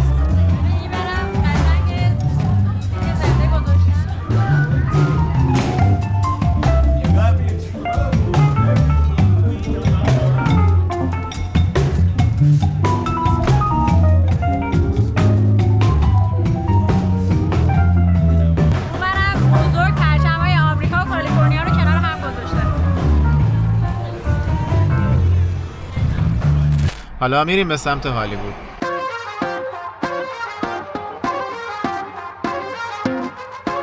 دیگه رسیدیم به هالیوود ساین. هالیوود رو قورت دادم. رسیدیم به علامت هالیوود. اینجا میان کلی عکس و فیلم های ابتکاری میگیرن. حالا ما هم یه تلاش خودمونو کردیم. این یکی از نمادین ترین نقاط لس آنجلس. اینجا که الان ما وایسادیم بهترین نقطه ایه که از پایین میشه باش گرفت. از خیلی از نقاط شهر معلومه، از گریفیث ابزرواتوری هم که میخوایم بعدش بهتون نشون بدیم معلومه، ولی فاصله ها و زاویه ها فرق میکنه. این الان نزدیکتر از همه است. نزدیکتر از این بخوای بشی میتونی بری چیکار کنی؟ هایک کنی. تو تا حالا چند بار رفتی؟ من یه بار. یه بار. من 2 بار رفتم. یه سری از دوستامون رفتیم هایک کردیم پشتش. میتونی بری اون بالا، خیلی نمیشه نزدیک شد، 10-20 متر فاصله داری با خوده. ولی خب ویوش هم انقدر خوب نیست چون خیلی یهو بزرگ میشه. آره دیگه ولی خب میتونی حداقل خوشحالی که تا نزدیکی علامت هالیوود رفتی. آره خوشحال باشید. بعد نکته جالبی که هست اینه که اینو یه کمپانی برای تبلیغات ساخته بوده حدوداً کمتر از 100 سال پیش. یه بیلبورد تبلیغاتی بوده یه جورایی برای کمپانی هالیوود لند، ولی بعداً دیگه مصادف میشه با رشد خیلی سریع صنعت فیلمسازی هالیوود و یه جورایی تبدیل میشه به نماد صنعت فیلم هالیوود و به خاطر همین دیگه اینجا باقی میمونه و تبدیل میشه به یکی از نمادهای شهر و به خصوص منطقه هالیوود. و الان هم که دیگه رسما به عنوان یکی از میراث‌های شهر لس آنجلس دیگه در نظر گرفته شده.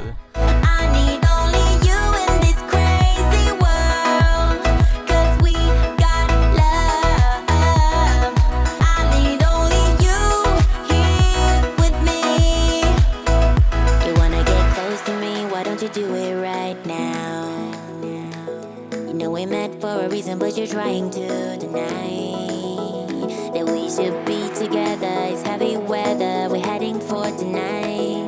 You better take what you can, cause the time is right now. We only need the two of us.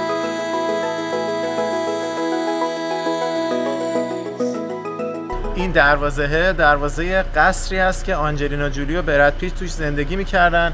خود ساختمون از اینجا نمیتونیم ببینیم. بعد از جداییشون اینجا براد پیت همچنان بوده تا اینکه دیگه به این نتیجه میرسه که خونه به این بزرگی هزینه نگهداریش خیلی زیاده، خودش هم که معمولا خونه نیست تصمیم میگیره بفروشتش. 33 میلیون میفروشتش و میره همین نزدیکی خونه دیگه میخره 5.5 میلیون. و حالا ببینیم چه جالبه، اینم منطقهشه. بقیه خونه ها میتونیم ببینیم که کلا محلشون فازش چیه. اینا خیلی خوب خونه های کوچیک‌تری هستش نسبت به خونه که الان نمیبینیم، نتونستیم ببینیمش، ولی خب دیگه اینا برای خودشون احتمالاً بالای 10 میلیونه. حالا تو تاریکی رسیدیم به خونه الان براد پیت که دیگه الان توی خونه 5 میلیون دلاری داره زندگی میکنه. اون خونه 33 میلیونیه رو که فروخته اومده اینجا، ولی این قشنگ. آره این خوشگله. اونم خوشگل بود، ما ندیدیم. خیلی خفنه. برای دیدن زندگی شبانه لس آنجلس کجا رو انتخاب کردیم؟ خیابون هالیوود قسمت ستارگان که به اینجا میگن واک آف فیم و تمام ستاره ها اینجا ستاره دارن. تنها ستاره ایرانی که اینجا ستاره دارم اندیه. اینجا تئاتر دالبیه، جاییه که هر سال اسکار برگزار میشه، فرش قرمز پهن میشه. اول از همه اومدیم اینو بهتون نشون بدیم و بریم با هم دیگه این ستاره ها و خیابون ستارگان رو ببینیم و اصلا ببینیم که لقب شهر ستارگان رو چرا دادن به لس آنجلس.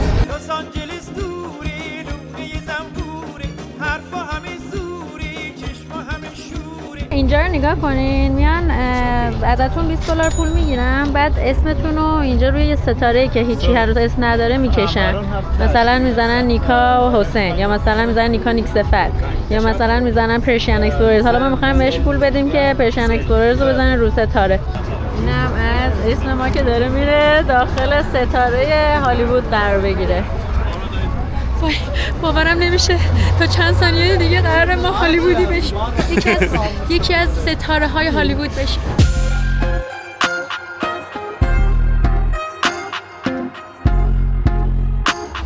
به به نگاه کن از خیابونی سرعت مکزیکی بگیریم. سرعت مکزیکی.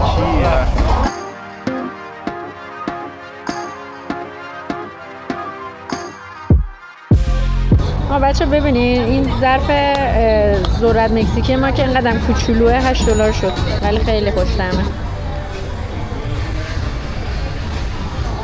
اینجا بوزه واکسه، موجودات و کاراکترهای مختلف رو با واکس درست میکنن، میتونی بری ببینی. شبیهش تو نیاگارا رفته بودیم، فیلمش رو قبلا گذاشته بودیم.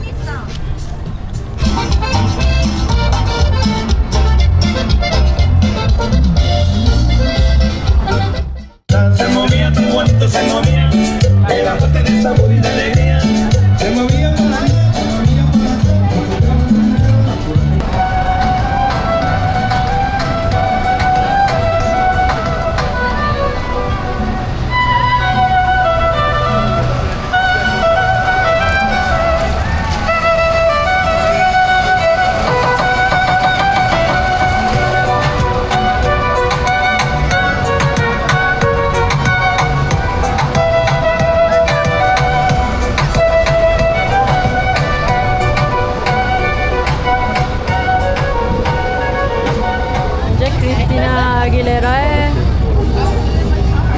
ریکی مارتین دیگه کم کم نزدیک شدیم به معروفایی که خودمون هم میشناسیم. اینم از کارگردان معروف کوینتن تارانتینو. میخواستیم بریم خونه کوینتن رو هم ببینیم تو همین تور ستاره‌های هالیوودیمون، ولی دیگه وقت نشد دیگه. تو پاییز اومدیم و ساعت 6 شب میشه، ولی قبلا یه بار اومدیم و خیلی جالب بود که دقیقاً ما وقتی رفتیم دم در خونه آقای تارانتینو، توی ماستنگ زرد معروفش از پارکینگش اومد بیرون و رفت و ما تونستیم ببینیمش. یه فیلم کوتاه تونستیم بگیریم، هرچند که یه ذره کیفیتش پایینه، ولی اینجا براتون میذاریم که اون صحنه رو بتونین ببینید.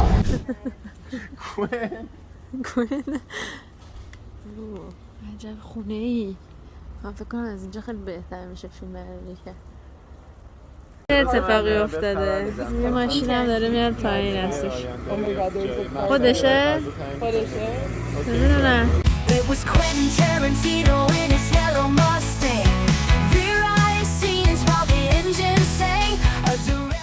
الان به خاطر اینکه شنبه شبه این خیابون حسابی با حال و زنده است، ولی اگه مثلا روزهای دیگه هفته پاشی بیای اینجا غیر از جمعه و شنبه اصلا انقدر انرژی نداره.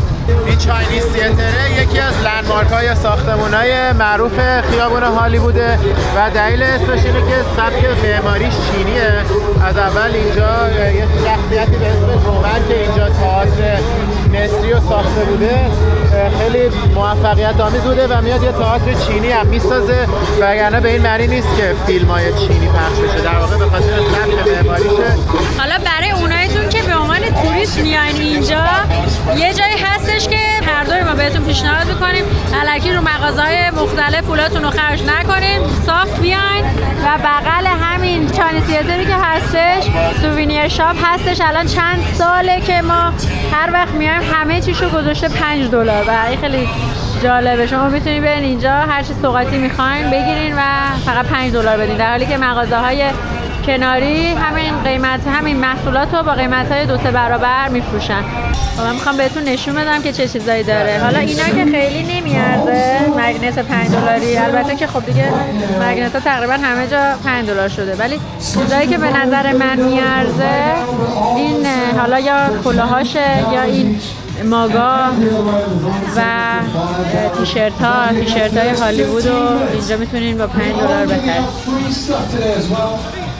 و همچنین اینا هم خیلی خوبه. مثلا برای پدرتون اینو هدیه میدین، میگین که شما اسکار بهترین پدر نمونه رو گرفتید. بهترین مادر اصلا تموم شده. معلومه که پدرها خیلی اسکار نمیبرن، مادران که اسکار میبرن. اینم که گذاشتن تو قسمت مادر مال پدر بوده. ببین بست وایف هم همینجوری رو دستشون باد کرده. بست هازبند هم تموم شده. اتفاقا اینها بست هازبند پره. تعدادش بیشتر هم هست. چه پروی تو دوم در آوردی کوچولو. یه بست گرندپا اینا هم همه رو داره. بعد این کلاها به نظر من بیشتر از همه میارزه. اینا $5 واقعا به نظرم کلاهای خوبیه. خانمم ناخونتو نخور. خب نگاه اینجاها رو ببینین. این قاب عکس‌ها به نظرم میارزه $5. بعد این سویت چرتاشو اینایی که این بالای اینا خب به نظرم خوشگله. اینا قیمتش $10. یعنی من بعدم نمیاد یه دونه سویت چرت لس آنجلس رو بخرم.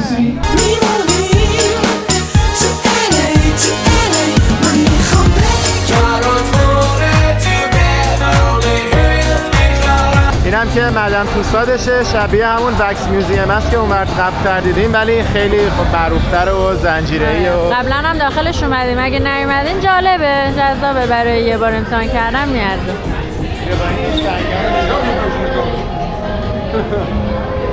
کلی از خواننده های معروف، سلبریتی ها، بازیگرا همه اینجا وکس شدن.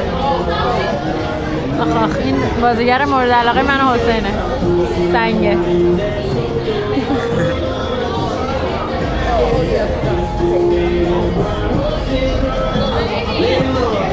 حتی وکس کاراکترهای مارول و کلا سوپر هیروها هم داره.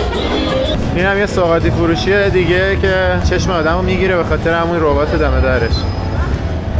این هم که الویس و ماشینش. برید چک کنید. مثلا همون لیوانا رو که اونجا $5 میده، همین مثلا یه دونه از لیوانا رو می‌چرخه. شبیه همونه اینا؟ آره اینا مثلا شبیه همون. چقدر میده؟ این میده $11. دیدی؟ بیشتر از 2 برابر. کل این دیوار اسکاره. این دیگه خیلی کاتگوریاش بیشتره. اسکار دکتر سال، اسکار مدیر سال، نمیدونم کارمند سال، راننده سال. هر اسکاری که دلتون بخواد تو میتونی خالیشو بخری خودت بنویسی که چی میخوای. این ستاره همینجوری تا 2 کیلومتر ادامه داره و میرسه به اون قسمت کلابا. دیشب دقیقاً برنامه هالووینمون در امتداد همین خیابون بود، یه جای دیگه بود پر ستاره بود و اون قسمت کلاباشه. حالا این قسمت دالبی تیاتر و اینا آدمای معروفتر اکثرا تو همین قسمتن. ولی کلا یک نکته که راجع به لس آنجلس هست اینه که الان که این همه شلوغی و باحالی دیدین به خاطر این بود که شنبه شب بود و اینجا حتی یعنی با اون که لس آنجلسه، با اون که اون چیزی که آدم فکر میکنه اینه که همیشه اینجا قرار زنده و شلوغ باشه، ولی واقعا اینجوری نیست. اگر که هر روزی غیر از جمعه و شنبه بیای توی لس آنجلس، اکثر جاها سوت و کوره مگر اینکه یه برنامه خیلی خاصی برگزار بشه. ببین اینجا رو چه خبره؟ این چیه دیگه؟ اینا چیکار میکنن؟ چه ماشین خفنیه. این تسلا رو گرفتن برای فکر کنم هالووین، اینجوری تیق تیقش کردن، قبرم گذاشتن پشتش. اینم ستاره والت دیزنیه.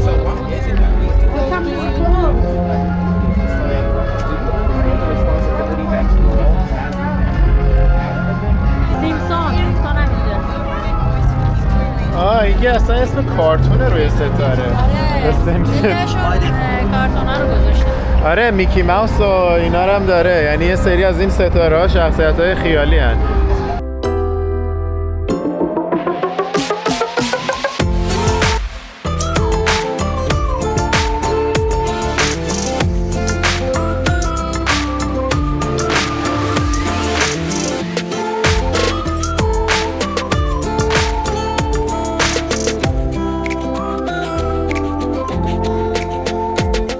اینم مال معروفیه ها، میری اون بالا میتونی هالیوود ساین رو از راه خیلی دور ببینی، از طبقای بالای این مال. به نظرم خوب مالیه.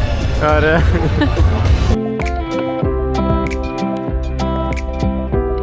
باحاله، موزه شکنجه قرون وسطایی. اوه اوه اوه اوه.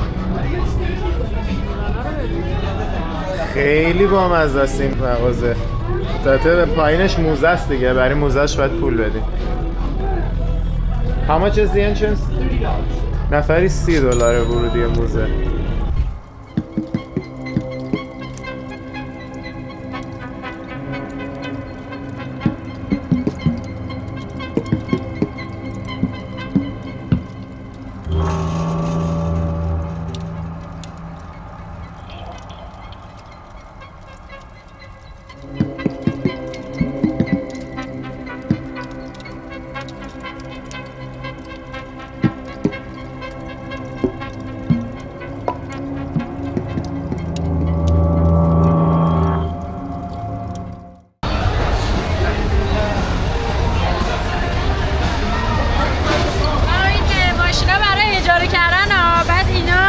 میپره بالا. می‌بینید تخت شما دارید؟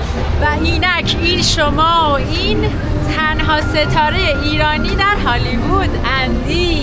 معروفترین و محبوبترین ستاره هالیوود، اندی مددیان. اینم واقعیه، فیک نیست مثل اونا که $25 $20 میگیرن اسم فامیلیتون رو میذارن. من که واقعا به نظرم حقشه، خیلی اندی رو دوست دارم، خواننده محبوب بچگیمه. چند بارم اینجا دیدمش توی همین برنامه‌های لس آنجلس. اگه اندی صدای ما رو میشنوید دمت گرم. دمت گرم. حالا بریم سراغ گریفیت ابزرواتوری یا رصدخانه گریفیت که قبلا بهش اشاره کرده بودیم. اینجا نزدیک همین خیابون ستاره‌های هالیووده و یکی از جاهاییه که میشه علامت هالیوود رو دید. البته الان شب و علامت هالیوود دیده نمیشه. اینجا به بام لس آنجلس هم معروفه چون زیباترین نمای شب لس آنجلس رو میشه دید. همون منظره‌ای که تو فیلم معروف لالا لند دیده میشه.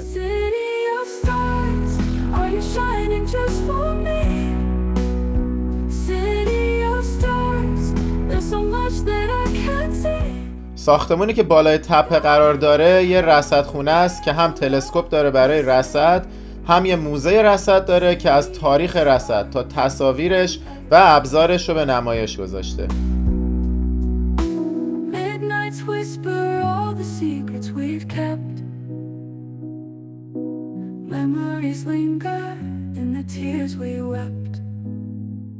حالا که سمت شمال شرق شهریم، گفتیم منطقه گلندیل رو هم بهتون نشون بدیم که معروفه به محله ارمنیای لس آنجلس که خیلی از این افراد ایرانی ارمنی هستن و یکی از محبوب ترین رستوران‌های ایرانی لس آنجلس رو دارن به اسم رافیز. یه مال سرباز هم تو همین گلندیل هست به اسم آمریکانا که جزو زیباترین مال‌های لس آنجلس به حساب میاد.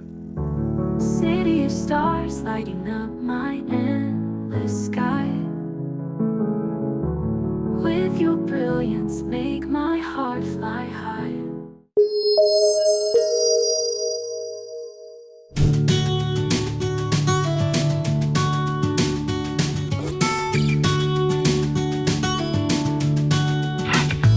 I was on a plane to California. دیشب موندیم ولی آباد و حالا داریم میریم سمت مالیبو. این مسیری که الان توشیم مسیر ولی آباد به مالیبوه. حالا ولی آباد قضیهش چیه؟ اونایی که کالیفرنیا زندگی میکنن یا اومدن احتمالا میدونن یه منطقه هست توی لس آنجلس سمت شمال غربش که از نظر جغرافیایی یه دره خیلی بزرگه، ولی خب حالا تو اونجا احساس نمی‌کنی تو دره دیگه، اصلا یه دره خیلی پهناوره بهش میگن سان فرناندو ولی و یه سری از شهرهای کوچولویی که جزء حالا لس آنجلس بزرگتر محسوب میشن اونجا مثل وودلند هیلز و تارزانا و اینجور چیزا و پر ایرانیه به خاطر همین لقب ولی آباد گرفته و یکی از جاهای خیلی خوبه برای زندگی و به خاطر همین ایرانی هم اونجا رو انتخاب میکنن. حالا اون قسمت موازی با مالیبو، ساحل مالیبو که از یه سری جاده هایی که از تو کوهستان رد میشه میرسی به ساحل مالیبو. راهش قشنگه خیلی.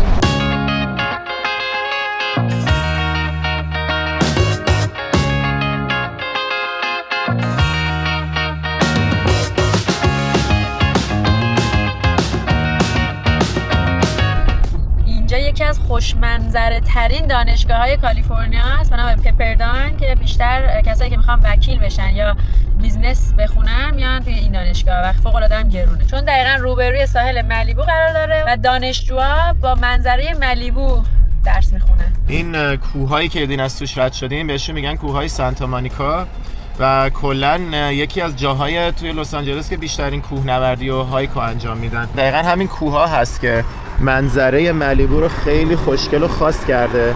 یعنی علاوه بر ساحلش بیشتر این کوه‌هاست که خاصش کرده. فقط نکته که هست اینه که این کوه‌ها هر چقدر که برای هایک و کوهنوردی خوبن ولی درخت ندارن، یعنی سبز اونجوری نیستن و توش که میری کوهنوردی میکنی همیشه آفتاب میزنه وسط سرد. و یکی از بزرگترین تفاوت‌های لس آنجلس با مثلا سمت شمال کالیفرنیا یعنی بی ایریا و اینا همینه که اونجا پر جنگله. وقتی میری کوهنوردی و طبیعت گردی و اینا کلی جنگل‌های سرسبز هست که بری توش راه بری. اینجا بیشتر طبیعتش این شکلیه، حالا بیشتر می‌بینید.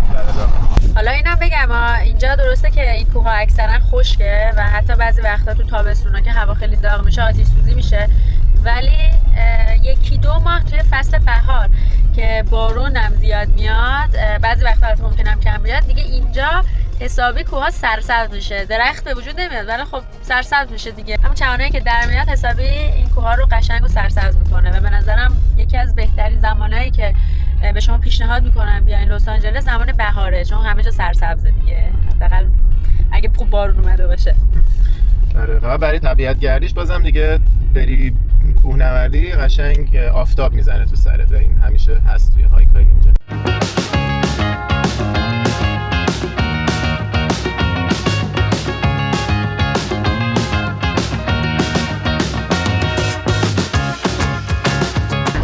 از دوستان پاشده اومدیم مالیبو، اونجا قرار داریم و دیگه به زودی شما هم توی ویدیو میبینید.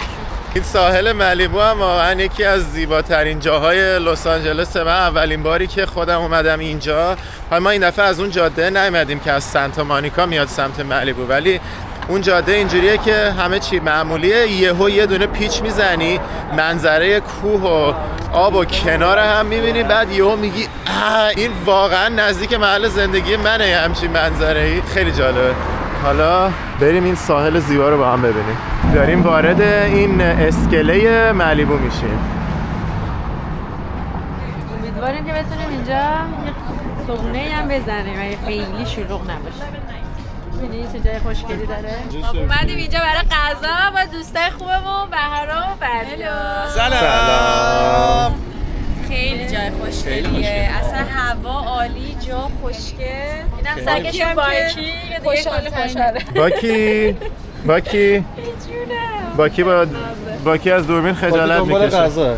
ممکنه؟ غذا دوست داره باکی. جای خوبی هم مونده. صبح خود را این گونه آغاز میکنیم با میموسا هندونه و سلامتی. بچه‌ها ما دیشبم که فیلم برداریامون تموم شد شبش رفتیم پیش بهاره و بردیا جون، بهشون زحمت دادیم و حسابی دوره هم خوش گذروندیم. امروز اومدیم با هم دیگه به گشت و گذارمون ادامه بدیم. اومدیم به ما خیلی خوش گذشت. دمتون گرم. الان مالیبو گردیم. آره کلی زحمت کشیده بودن دیگه. این از غذای خوشمزه‌مون که همین الان رسید. ما اومدیم ساندویچ یعنی بوریتوی لابستر گرفتیم و بچه‌ها هم استکانه گرفتن، بعدش هم می‌خوایم بریم بریونی بخوریم. برای همین اینجا کم می‌خوریم که اون بریونی رو قشنگ جا داشته باشیم. بهارم سخت مشغول عکس برداری از غذای خوشگلش بود. خوشحال‌ترینه.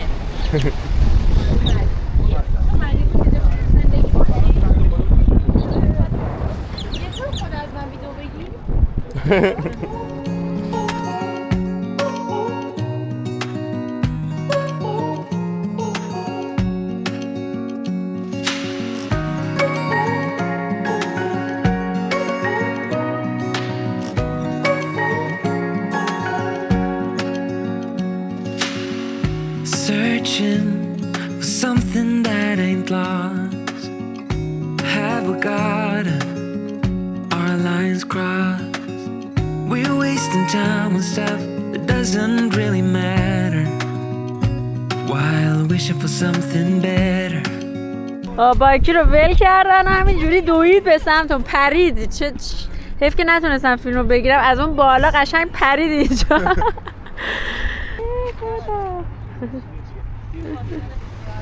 به به چه کیفی بکنه الان بایکی میره الان توی آب. این بایکی چوب پیدا کرده داره باش عشق میکنه، اصلا انگار دنیا رو بهش داده. چوبتو بگیرم. اوه چه چوب خوبیه، قشنگ چوب سگه. چوبتو میگیرم. بچه‌ها این بایکی از آب میترسه، حالا ما میخوایم اینو بندازیم توی ساحل ببینیم چه جوری برمی‌داره. خوب بنده حسین، خوب بنده.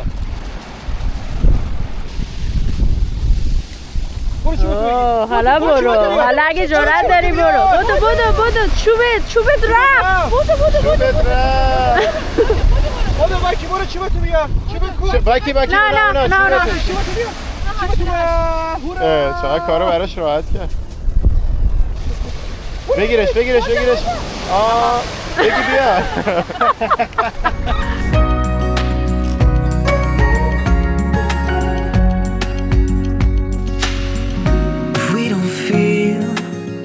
The same way, then don't pretend that everything's okay.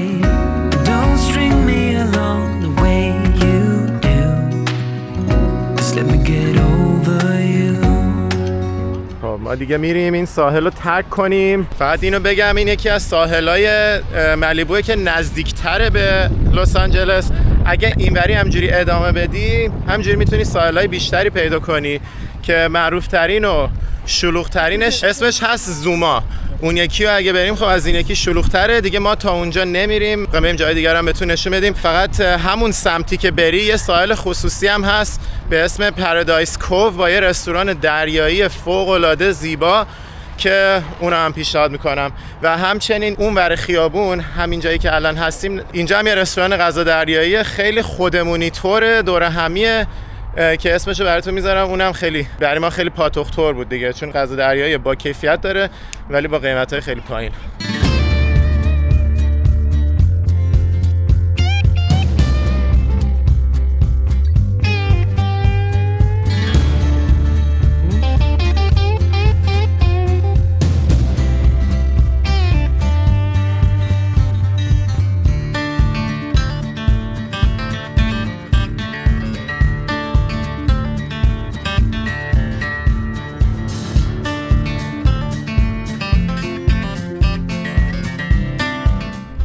اومدیم گتی ویلا، یکی از مقاصد دیدنی نزدیک به مالیبو.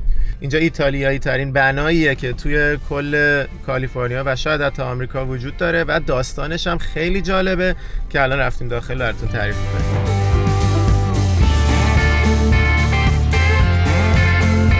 حالا رسیدیم به یکی از قسمت‌های این گتی ویلا. اینجا یه آمفی‌تئاتر رومیو می‌بینین که شبیهش ساختن و کاملا تمام ساختارهایی که اینجا میبینین رومیه. سازنده اینجا پال گتی که قراره بیشتر راجع بهش صحبت کنیم گفته بوده که اینجا رو من میسازم که هر کسی میخواد ویلای باستانی پاپیری رو همون شکلی که تو زمان باستان بوده تجربه کنه بتونه بیاد اینجا تجربهش کنه.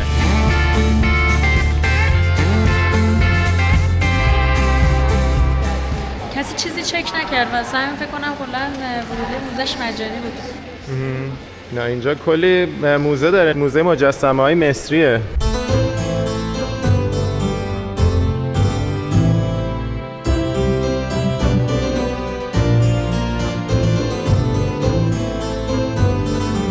این طرف قسمت موزه پرشیا و بکتریاشه.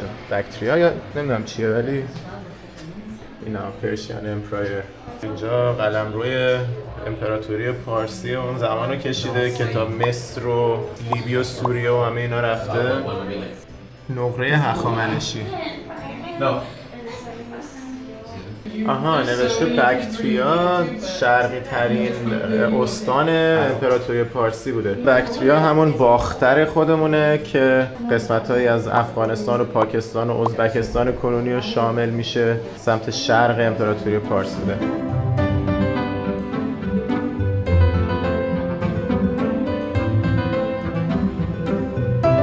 دقیقاً مجسمه هایی که توی این ویلای پاپری باستانی ایتالیا پیدا شده رو هم اینجا بازسازی کردن که بتونن عین همون ویلا رو اینجا شکل بدن. البته خب از مجسمه اصلیش برنزیه. ویلای اصلیش اینه، ویلا دی پاپیری ات هرکولانیوم. این اون اثر باستانی هست که این ویلا رو آقای گتی که راجبش حرف میزنیم ساخته. الان این اون ویلای اصلی به صورت آثار باستانیه، تخریب شده بیشتر. یه آتش فشان اومده بوده کلشو خاک کرده بوده و 200-300 سال پیش میرن اینو از زیر خاک کشفش میکنن و این آقای گتی دوست داشته که توی آمریکا اینو بازسازی کنه. اینم پلنشه، یعنی بعد از اینکه اون آثار باستانی رو پیدا میکنن میان این پلن و نقشه ویلا رو به این شکل از توش در میارن و ازش استفاده میکنن برای ساختن این مجموعه‌ای که ما الان توشیم. به به، این قسمتشو چقدر قشنگ درست کرده. واو.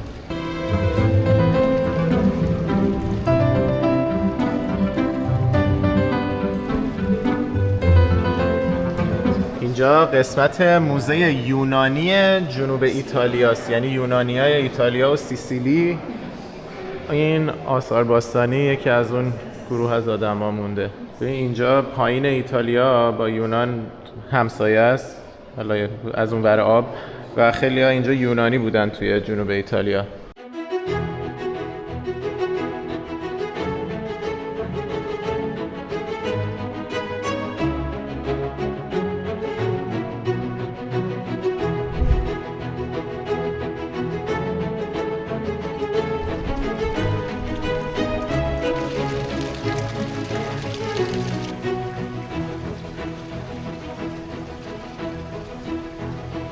طبقه بالای موزه اینم یه مجسمه مرمری 2100 ساله، عکس شیر و آهویی که تو قصر هخامنشی هم می‌بینیم. اینم مجسمه جوپیتر که از خدایان رومیه و معادل همون زئوس یونانیه. و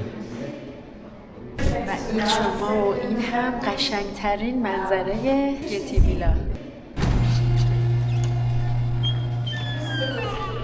خدای من چقدر اینجا قشنگه.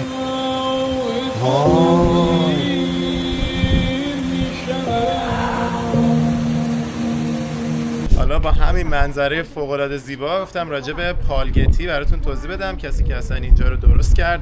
پال گتی یکی از پولدارترین آدمای آمریکا بوده تو زمان خودش. اینجا سال 1974 ساخته شده، یعنی 50 سال پیش.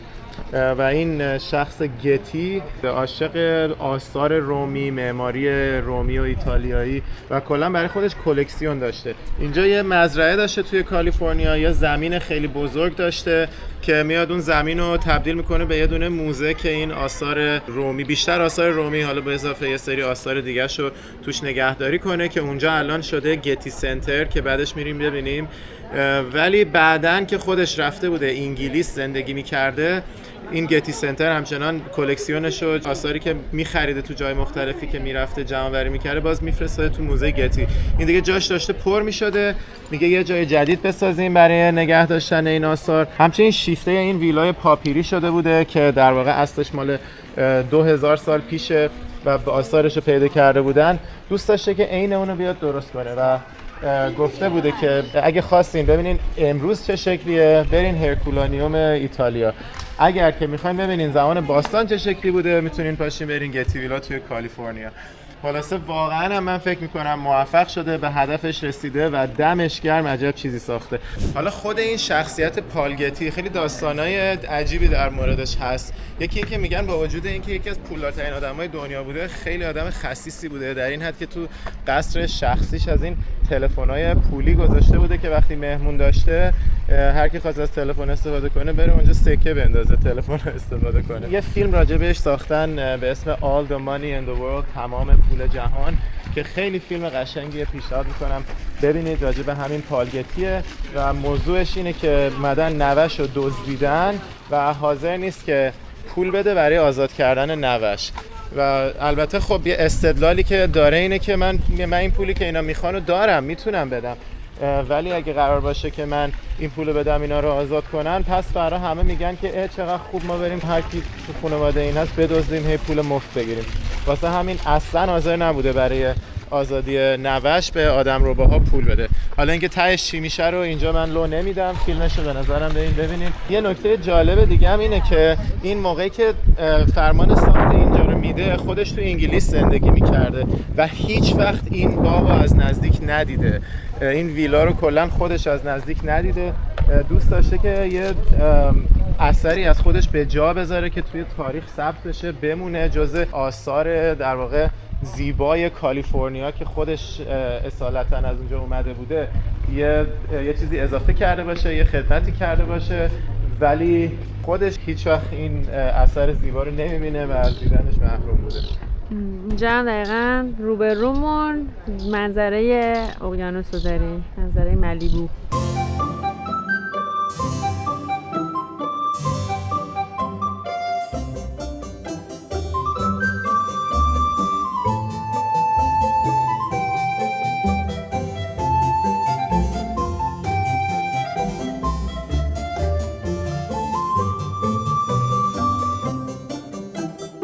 دوباره داریم برمیگردیم سمت ولی‌آباد و این دفعه یه جاده دیگه، جاده توپنگا رو انتخاب کردیم که این جاده و مسیرش رو هم بهتون نشون بدیم. اینجایی هم که می‌بینید سبزه، اینا همه اثرات آتش سوزیه.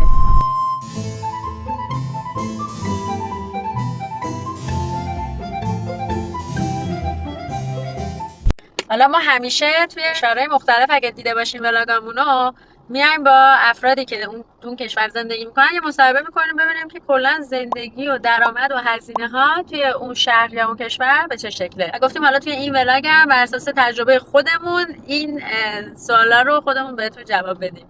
دانشجویی که بخواد از طریق تحصیلی بیاد کالیفرنیا، فکر می‌کنی هزینه زندگیش ماهانه چقدر میشه؟ من 6 سال پیش دکترامو گرفتم، از اون موقع تا الان قیمت‌ها خیلی بالا رفته. بین 25000 تا مثلا 33000 دلار در سال بهمون میدادن که حدوداً بخش خیلی کمیش میرفت برای مالیات، چون وقتی درآمدت کمه دیگه مالیات زیاد نمیدی، زیر 10% در نهایت میرفت برای مالیات. کافی بود کاملا برای هزینه ماهانه. یعنی مثلا ما اینجا شاید ماهی 2000 دلار به عنوان دانشجو لازم بود خرج کنیم.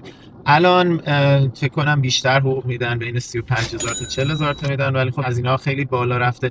مثلا خونه‌ای که من اون موقع تازه اومده بودم با دوستان شریک گرفته بودیم ماهی 2000 دلار بود، یه آپارتمان 2 خوابه. الان همون خونه رو بخوای بری بگیری باید 4000 دلار بدی. یعنی 3 نفر بخوان برن با همون شرایط اون خونه رو بگیرن، به جای اینکه نفری مثلا 600-700 بدن باید یا 1300-400 بدن. خب حقوق هم رفته بالا ولی نه به همون نسبت. اون هرچی رفته بالا، هرچی حقوقشون رفته بالا میره برای اجاره خونه دیگه، هرچی میمونه میتونن مثل همونطور که ما خرج میکردیم دوران دانشجویی اونم خرج کنن. میونه کلامه تو همین راه توپنگا که هستیم یه کافی شاپ باحال هم هست، کافه آن 27 که اونم اگه وقت کردین و از اینجا رد شدین پیشنهادش میکنم که برین برای اینکه حالا یه فی بخورین، چایی بخورین یا حتی منظره قشنگ کوههای سانتا مونیکا. حالا در کل من دوست دارم اینو راجع به لس آنجلس بگم، واقعا اینجا رو من دوست دارم. یعنی موقعی که می‌خواستم برای دکترا اقدام کنم برای دانشگاه‌های مختلف، برای من UCLA درجه اول رو داشت، دوست داشتم توی لس آنجلس درس بخونم و واقعا خوشحالم که این فرصت برام پیش اومد، تونستم پذیرش بگیرم و بیام جایی که مورد علاقه‌ام بود. به خاطر اینه که همین الان تو این ولاگ دارین می‌بینین واقعا تمومی نداره. هر چی ما چند بار اومدیم اینجا فیلم گرفتیم، هر چی صبح تا شب میریم فشرده میگردیم، تموم نمیشه و هنوزم هی تو ذهنم میاد که اوه مثلا فلان چیزم بود فلان چیزم بود. یعنی کسی که یک ماه هم بیاد اینجا بمونه صبح تا شب بره بگرده بازم جا هست که ببینه و واقعا همیشه برنامه زیاده، ولی خب همون دیگه هزینه بالاست و هی هم میره بالاتر. آب و هوا هم اینجا فوق‌العاده است، زمستون کامپتیشن زیاده، رقابت برای زندگی توی کالیفرنیا زیاده، همه دوست دارن بیان اینجا زندگی کنن، برای همه چی میگن عرضه و تقاضا دیگه، هرچی تقاضا بالاتر باشه دیگه همینجوری قیمت هست که میره بالا. حالا مثلا خونه اگه یکی بخواد اینجا بخره، محلهای خیلی بدم داره توی لس آنجلس که واقعا هیچ ایرانی وقتی میاد اینجا دوست نداره بره اونجا زندگی کنه. تو محلهای خوب و قابل قبولش مثلا شاید چند سال پیش، حتی مثلا 5 سال پیش میتونستی با $1 میلیون خونه بخری، خونه حالا مثلا نه خیلی بزرگ ولی نه خیلی هم کوچیک. الان دیگه نمیشه، الان دیگه همونو باید $2 میلیون بخری و این افزایش قیمت خیلی وحشتناکه. مثلا توی اورنج کانتی که ما هستیم هم خیلی افزایش قیمت بالا بوده ولی اونجا خب اینجوریه که خیلی گسترده تره و شهرهای کوچولو کوچولو بیشتره. مثلا یه جا اگر که خیلی دیگه زیادی گرون شد از دسترس خارج شد، یه محله دیگه بجاش هست که ایرانی‌ها میتونن برن یکم دورتر حالا، ولی بازم یه خونه که دوست دارن تر و تمیز تو محله خوب پیدا کنن. ولی الی نه دیگه یعنی پر که میشه اینجاها دیگه نیست اصلا، یعنی با $1,000,000 الان نمیتونی خونه خوب توی لس آنجلس بخری. خواستیم یکم راجع به مثلا رنج‌های حقوقی اینجا هم صحبت کنیم، ولی خب بیشتر در مورد مهندسا اطلاع داریم، یه معیاری مثلا بهتون بده دیگه که کلا شغلای دیگه هم شاید بتونین از رون حدس بزنین که رنج حقوقیش چی میتونه باشه. تو راجع به مهندسا به من بگو، رنج حقوقیشون توی لس آنجلس یا حالا کلا جنوب کالیفرنیا چجوریه؟ مهندسا معمولا دیگه بسته به اینکه چه تجربه‌ای داشته باشن. اگه مثلا یه مهندسی باشه که تازه از دانشگاه اومده بود بیرون، شروعش روی $60,000 در سال بوده مقطع لیسانس، ولی خب این قضیه برای من فکر میکنم 8 سال پیش بوده. یعنی الان توجه به این تورم و گرونی این $60,000 من فکر میکنم الان دیگه مثلا شروعش از $70,000-80,000 باشه. بر اساس تجربه‌ای که کسب میکنه، اون سنیوریتی لولی که میرسه دیگه میتونه برسه تا قیمتای $250,000 تا $300,000 و حتی میتونه $500,000 حتی $1,000,000 در حد دایرکتور بشه، وی پی بشه، وایس پرزیدنت بشه، میتونه درآمدش رشد بکنه. اینجا کلا جا برای رشد خیلی زیاده به نسبت کشورهای دیگه.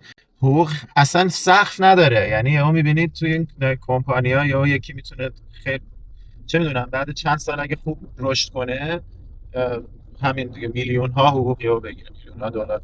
این چیزا تو اروپا هست، نه که نباشه، ولی خیلی کمتره، یعنی درصد کمتری از آدما میتونن به همچین حقوقایی برسن، ولی توی آمریکا خیلی بیشتر دیده میشه. حالا توی کالیفرنیا هم که خب موقعیت‌های شغلی بیشتره، فرصت‌های پیشرفت هم بیشتره نسبت به حالا خیلی ایالت‌های دیگه، نه لزوما نسبت به مثلا جاهای مثل نیویورک و واشنگتن دی سی. اونجا هم خب فرصت‌ها خیلی زیاده توی اون شهر. حالا راجع به بچه‌دار شدن توی آمریکا بخوام حالا مقایسه بکنم نسبت به اینکه تو اروپا چه جوری بوده و اینجا چه جوریه، و صحبت کردیم با خیلی از دوستامون که اقامت‌های اروپا رو دارن، اونجا زندگی می‌کنن، به این نتیجه رسیدیم که اروپا خیلی مزیت‌های زیادی میدن به مردم و خیلی راحت‌تر میتونن بچه‌هاشون رو بزرگ کنن، بی دردسرتر و با هزینه‌های خیلی کمتر نسبت به آمریکا. کلاً می‌دونی امکانات اجتماعی اینجا خب کمتره به نسبت اروپا، یعنی امکانات مجانی که در اختیار همه باشه کمتره. فلسفهش کپیتالیستیه دیگه، باید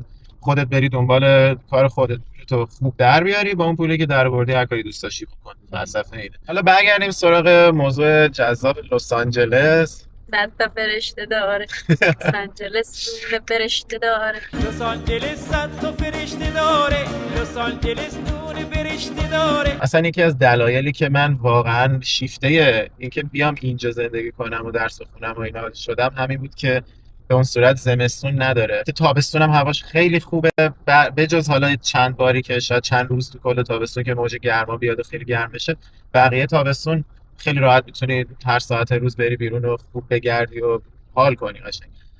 ولی توی زمستون قشنگ یعنی خیلی بخواد سرد بشه دیگه با یه کاپشن نازک یا حتی با یه پلیور کارت راه میفته و خیلی از روزهای زمستون میتونی همین شکلی بیای بیرون. بعضی روزاش نمیشه، ولی بازم میگم با یه لایه نازک کارت راه میفته، یه لایه گرم نازک، و این خیلی جذابه دیگه. آدم زمستون میتونه فعالیت‌های بیرونیشو داشته باشه، میتونه بره تو طبیعت، میتونه هر کاری بکنه. توی خیلی تو کانادا که اصلا باید فراموشش کنی، جاهایی مثل تورنتو و اینا.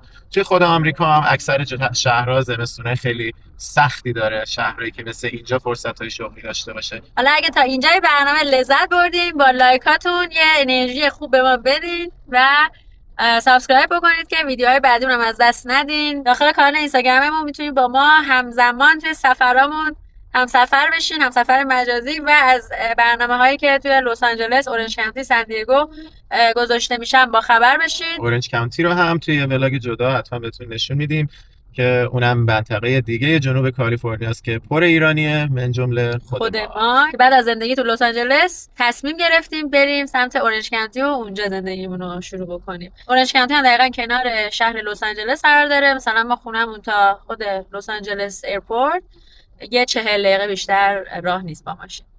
توی ولی آباد که پر رستوران ایرانیه، داریم میریم رستوران مورد علاقه ما که به نظر شخصی من با کیفیت ترین و باحال ترین رستوران ایرانیه که توی لس آنجلس رفتم. خواستیم بریم اونو به شما نشون. آره اینم رستوران مورد علاقه ما، موزه رستوران سنتی بریانی اصفهان. بالاش هم نوشته بریونی اصفهانی. سلام، حالتون چطوره؟ ایشون هم صاحب این رستوران که دیگه فیوریت ماست دیگه اینجا.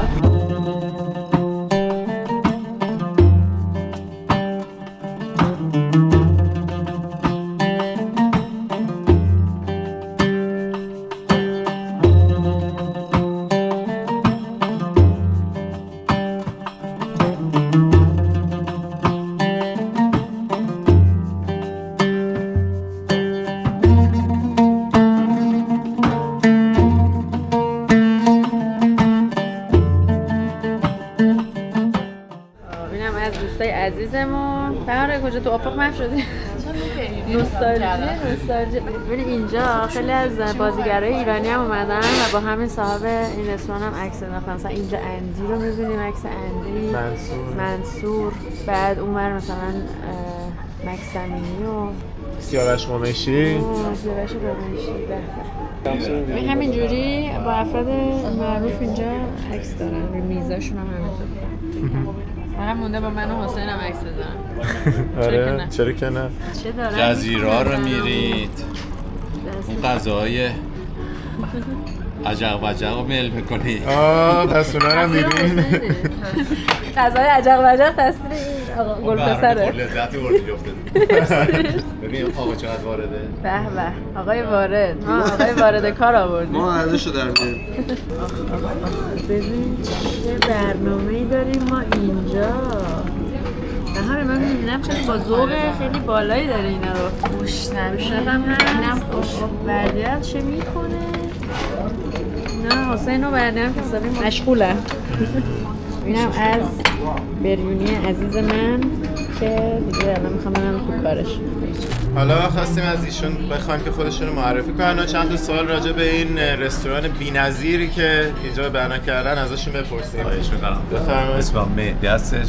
بریونی اصفهانی هم معروفه، همه میشناسن دیگه. بله بله. بریونی و این فضای سنتی که داریم ما هستیم اینجا و به خاطر آدمایی که ایران نمیتونن برن اینجا درست کردن خاطراتشون تازه بشه. یادی از گذشته ها. چه سالی اینجا رفته تا که؟ من سال 2000. 2000. سال 2004 سال. و از همون موقع تصوری که از محیط رستوران تزییناتش داشتین همین شکلی بود یا اینکه بالا بعدن که کارو شروع کردین واردش شدین ساخت همه چی آماده بود یا تصمیم گرفتین که بیا من؟ ما اصفهان یه قهوه‌خونه‌ای داریم به نام چاه حاج میرزا. 100 سال قدمت داره.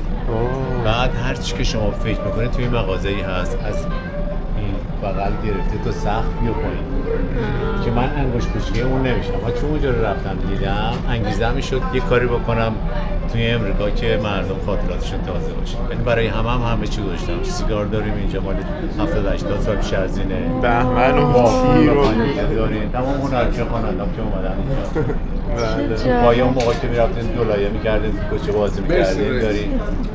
اینا همه خاطرات گذشته‌مونه. خیلی من که اصلا کیف میکنم اینجا رو میبینم. خیلی ممنون. واقعا دم شما گرم. هر بار میایم اینجا قشنگ حس و حال ایرانی قشنگ بهمون برمیگرده. خودشون هم یعنی اخلاقاشون و حرف زدنشون هم قشنگ مشتی اصفهانی.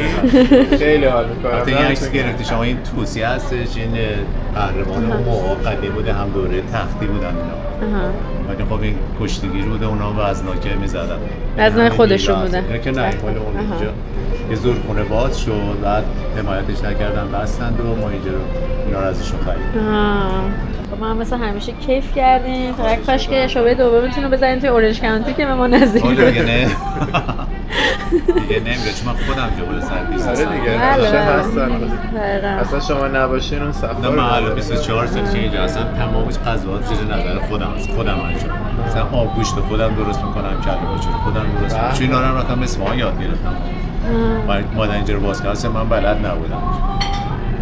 اینم غذاهای دیگه شونه که ما کباب و جوری کبابشون هم خوردیم، خیلی خوب. همش با کیفیت، یعنی فقط همون دیزی و بریونیش نیست، همش با کیفیت. خیلی عالی، مرسی. مرسی از شما. دیزی و کله پاچه و بریونیش. اینجا رو ببینید، حتی زنجیر امام حسین هم یادگاری گذاشته. توی گتی ویلا که بودیم اشاره کردیم که شخص پال گتی قبل از اینکه گتی ویلا رو بسازه یه زمین دیگه‌ش رو تبدیل کرده بوده به یه موزه به اسم موزه گتی که امروزه گسترش پیدا کرده و اسم مجموعهش گتی سنتره. خود موزه معماری فوق‌العاده زیبایی داره و داخلش کلکسیون نقاشی‌های اروپایی از دوران مختلف تاریخ که خود شخص گتی از نقاط مختلف دنیا جمع‌آوری کرده.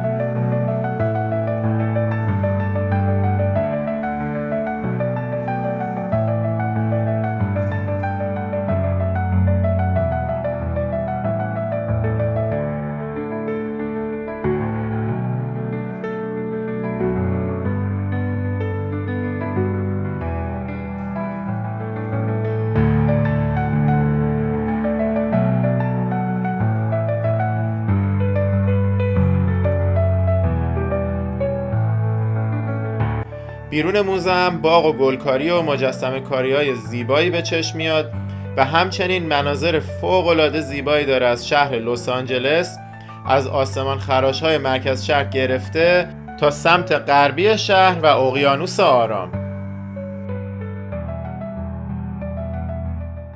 شهر لس آنجلس تا دلت بخواد مال داره، ولی بین همه اونا مال گروو جذابیت خاصی داره و ما اونو انتخاب کردیم که بهتون نشون بدیم، چون تو فضای آزاده، تزییناتش فوق‌العاده زیباست و قدم زدن توش بسیار لذت بخشه.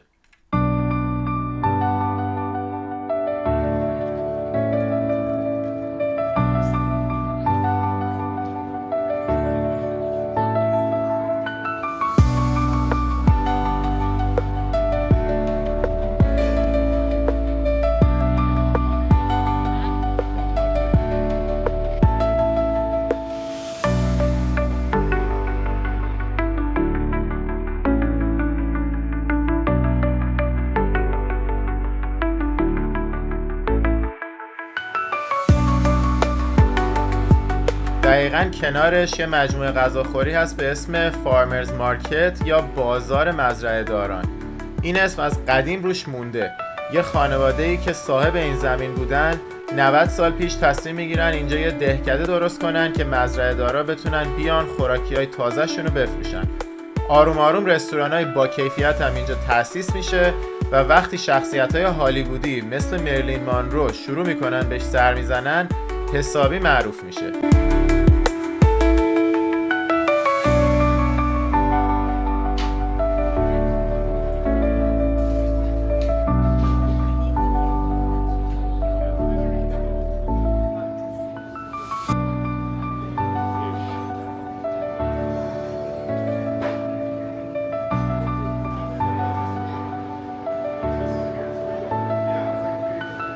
یه رستوران برزیلی هم تو همین فارمرز مارکت هست که یکی از خوشمزه ترین غذاهایی که تو زندگیم خوردم هم اینجا بوده.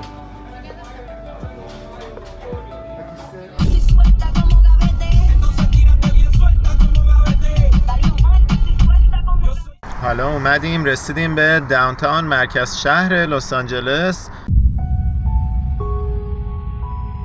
ماشین رو گذاشتیم تو خود پارکینگ دیزنی کانسرت هال و الان داخل ساختمونشیم.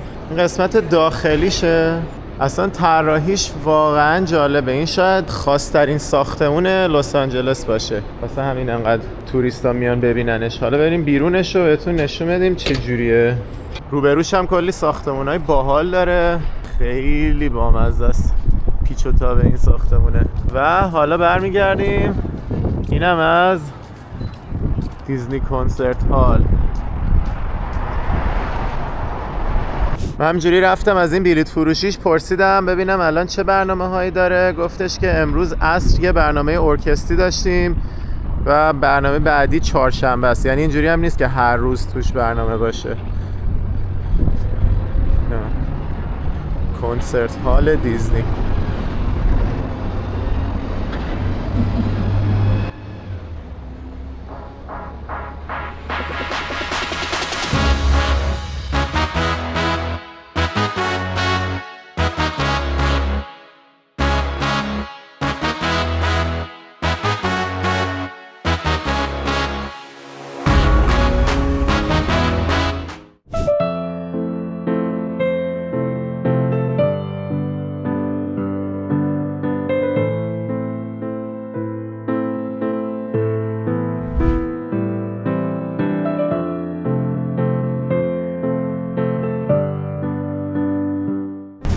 کنار همین کنسرت هال والت دیزنی اون طرف سیتی هال شهر لس آنجلسه که یکی دیگه از ساختمونا و محله های قشنگ LA که میریم بهتون نشون بدیم. اینم از کنسرت هالش. و این کنسرت هالو همسر سابق والت دیزنی، یعنی همسرش بعد از اینکه خود والت دیزنی فوت میکنه یه 50 میلیون دلار میده که اینو بسازن تو شهر لس آنجلس و بزرگداشت کنن عشق والت دیزنی به موسیقی رو. به خاطر همین اجراهای موسیقی اینجا برگزار میشه، ولی خود والت دیزنی در ساختنش دخیل نبوده، بعد از فوتش اینو ساختن. اینجا چادرای بی خانمانای LA رو میبینیم. مرکز شهر لس آنجلس با تمام زیباییایی که داره این مسائل هم داره. بی خانمانا فت و فراوون هستن اینجا. دقیقا نگاه بغل این سیتی هال زیبایی که اونجا داره میدرخشه این چادرای بی خانمانا هستش. البته بگم این بی خانمانایی که توی این چادرها میخوابن اکثرشون بی خانمانای خیلی با کلاستری ان نسبت به اونایی که مثلا کف زمین روی کارتون و اینا میخوابن. خیلی هاشون تر و تمیز و وسواسی ان و اصول و قاعده دارن کلی. قبلا یه بار رفته بودم باهاشون صحبت کرده بودم، کلی غذا بهشون داده بودم. ولی خیلی جالبه دیگه که این مرکز شهر لس آنجلس اینجوریه. یه سریا بی خانمانای خیلی خطرناک هم داره و به خاطر اینه که تو مرکز شهر مثلا نمیتونی شب ماشینتو بذاری کنار خیابون، میان شیشه میشکنن. همین اتفاق برای ما افتاد. میکام حسابی خوابه ها. بعد اون بجوری که زدیم مثلا دیزیه گرفتم آوردمش بیرون، گفتم بیا بریم بچرخیم. سردم داره همراهی میکنه ولی خواب. خلاصه آره اتفاقا پارسال تو همین مرکز شهر اومده بودیم پیش دوستامون، یه شب ماشین رو گذاشتیم کنار خیابون، اومدن شیشه‌شو شکوندن. ما که تو این ولاگ تمام خوبیای لس آنجلس رو گفتیم، خواستیم این نکته منفیش هم گفته باشیم. اینم سیتی هال.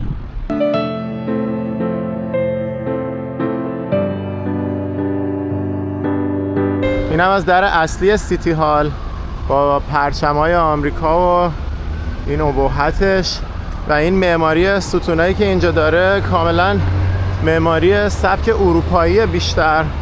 توی مثلا مادرید و اینجور جاها خیلی از این طرح‌ها می‌بینی. اینجا هم اومدن خیلی کلاسیک درستش کرده باشه. این پارکی که درست روبروی سیتی هاله بهش میگن گرند پارک و این پارک هم خودش یکی از نقاط معروف دانتان لس آنجلسه و خیلی از مراسم بزرگ اینجا برگزار میشه، چون یه پارک خیلی بزرگه، چند صد هزار نفر میتونن توش جا بشن. و مثلا برنامه‌های سال نو، فورت آف جولای که روز استقلال آمریکاست و سال نو، اینجا قلقله میشه با همین منظره سیتی هال. اون بالا یه دونه ساعت پروژکت میکنن که نشون میده مثلا کی قرار سال تحویل بشه. جشن سال نوشون خیلی با شکوهه و چندین بار من خودم اینجا اومدم، هم برای فورت آف جولای هم برای برنامه سال نو.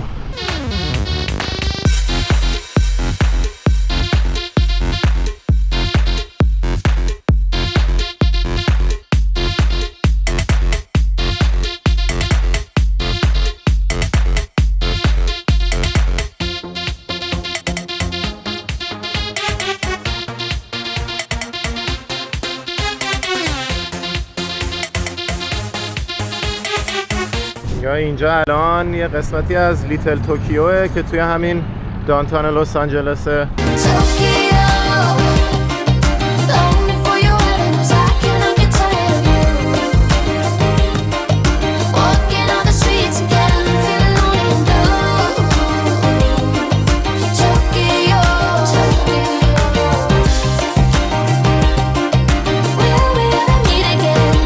اینجا خیلی مغازش توکیویه.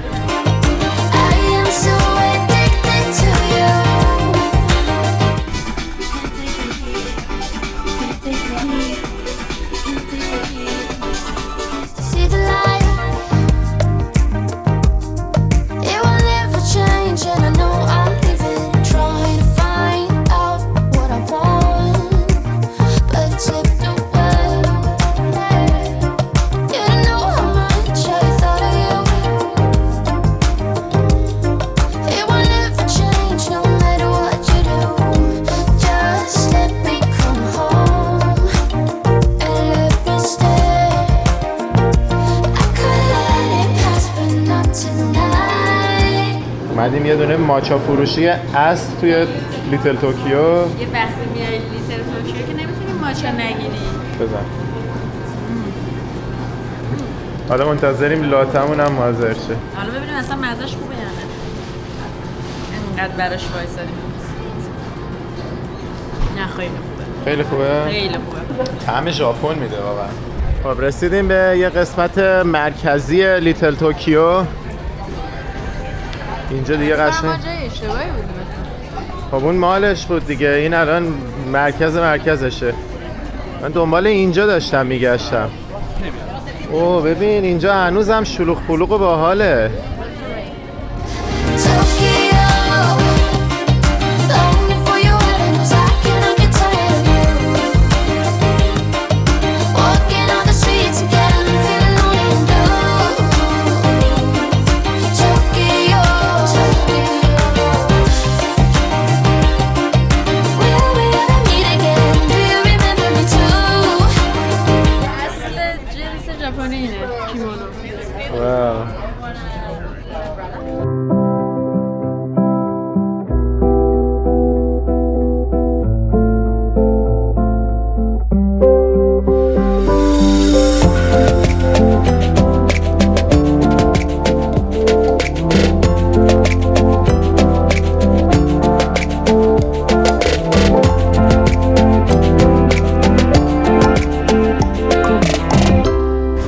که اصلا گشنم نیست ولی بوهای این رستورانه خیلی داره منو جذب میکنه. خیلی هم سبکش قشنگ اصل ژاپنیه.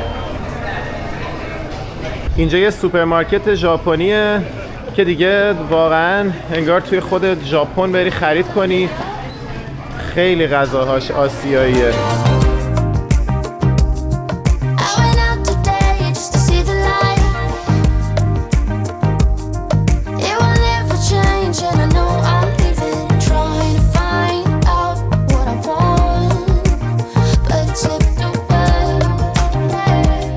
من خودم تا حالا شب نیومده بودم لیتل توکیو و الان فهمیدم که واقعا اینجا جزء جاهاییه که باحال آدم شب بیاد قدم بزنه.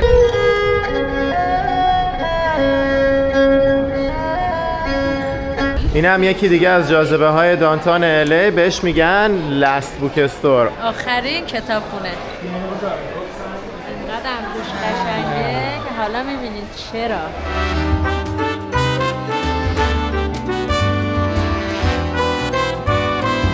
طبقه دوم این کتابخونه رو به همتون پیشنهاد میکنم وقتی اومدید لس آنجلس حتما سر بزنید. حتی اگه کتابخونه هم نبودید اینجا خیلی فوق العاده است. عین موزه است. ببین چه خبره. کتابای پروازی. اینجا یه کافی شاپ فعلا دسته هم داره. چقدر خوشگله اینجا. این عقب شملته ها. مال چمله. آره.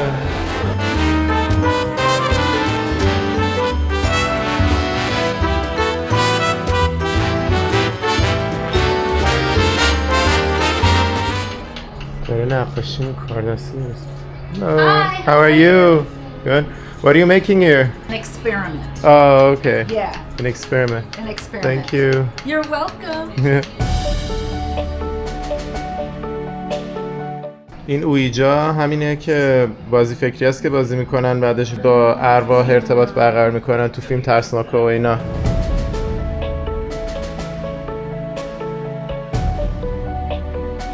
قیمتا هم زده. این اصلا $2800 ناقابل. اگه هم خیلی نمیخواستین خرج کنیم میتونین کوچیک‌تر رو بگیریم برای $750 ناقابل.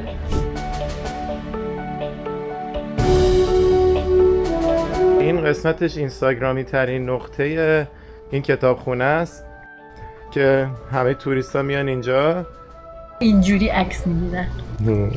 خب کدومو بخونم؟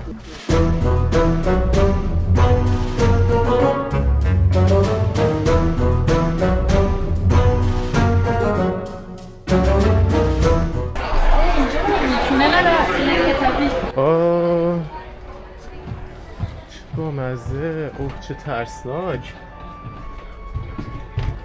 کدومو بکشیم بیرون؟ همش بریزه.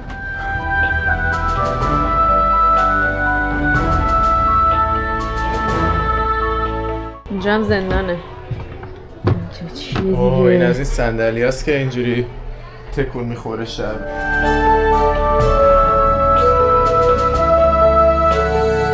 از بالا هم بخوام نشونتون بدم قبل از اینکه چراغا رو ببندم این کتابخونه به این شکله.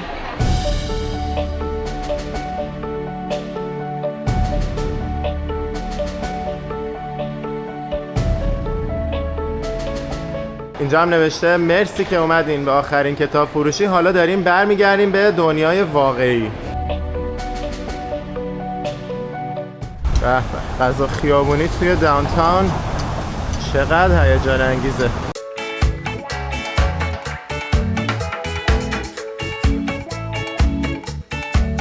ببین اون طرف الان همینجوری این بی خانومانا جمعشون جمعه با همچین منظره قشنگی وسط مرکز شهر لس آنجلس. حالا رسیدیم به بالاترین نقطه بلندترین ساختمان لس آنجلس و نه تنها تو لس آنجلس بلکه در غرب آمریکا. City of stars, are you shining just for me? City of stars, there's so much I can't see. Quiet nights whisper dreams in my ear. Tell me my love will draw you near. City of dreams, in your glow I find my way. City of hopes, in your light I wish to stay. شهر فرشتگان، شهر ستارگان، مرکزش این شکلیه.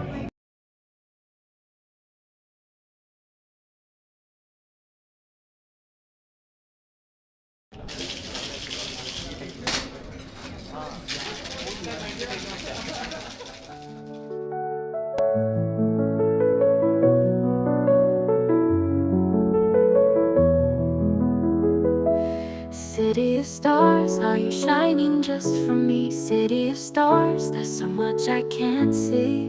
Quiet nights whisper dreams in my ear. Tell me my love will draw you near. یکی ساختمونی هم که میبینی ساختمون آرت سنتره. ببینید چقدر زیباست. هر چند وقت یه بارم به صورت رایگان میتونید برید داخلش رو از نمایشگاه‌های رایگانی که میذارن دیدن کنید.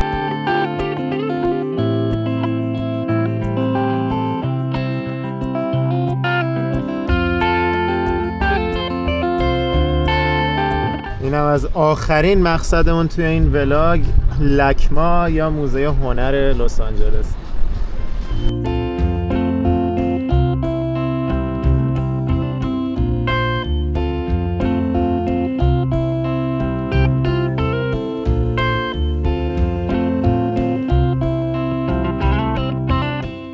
رسیدیم به مقصد آخرمون توی این ولاگ و کلا توی برنامه لس آنجلسمون، لاکما که میشه لس آنجلس کانتی میوزیم آف آرتس. بریم ببینیم که اینجا خیلی هم معروفه، بیشتر به خاطر این چراغاش مردم میان، حالا چه تو روز چه تو شب فیلمای خیلی قشنگی رو لابلای این ستونهای چراغی میگیرن. داخل ساختمونش هم دیگه بگو چه خبره واسه. داخلش موزه هنره همونطور که از اسمش مشخصه و همه چی توی این مجموعه هنریه، یعنی ساختموناش کلا هنریه، هر کدوم از ساختموناش قیافه خاص داره. اون طرف مثلا یه دونه ساختمون دیگه است که می‌بینید چقدر طرح‌های باحالی داره، تو ماشین الان ازش فیلم گرفتیم. یکی از ساختموناش شبیه پیانوه و اینجا بزرگترین موزه کل غرب آمریکاست. 150,000 تا اثر هنری توشه و این ستونا هم که میبینین اینا همه تیرای چراغ برق عتیقه است که جمع کردن آوردن گذاشتن اینجا که هم یه اثر هنری درست کنن هم یه استفاده خوبی از این چراغای عتیقه کرده باشن.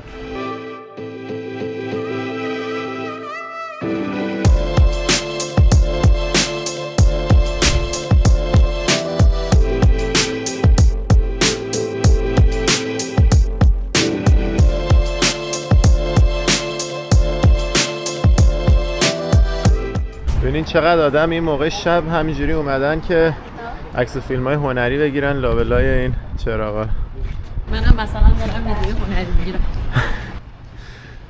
خیلی ولی قشنگ. شباش هم قشنگ‌تر روزشه.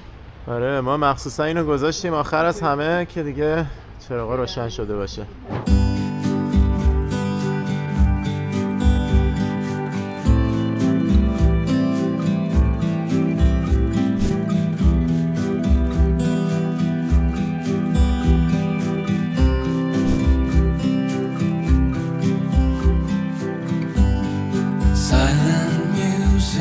Shimmering gold, the strangest feeling about to explode. I held my breath to make sure I didn't say something weird. Light as a feather on weekend knees. What on earth did you do to me? I let you in before I even knew who you were. Your hair was just so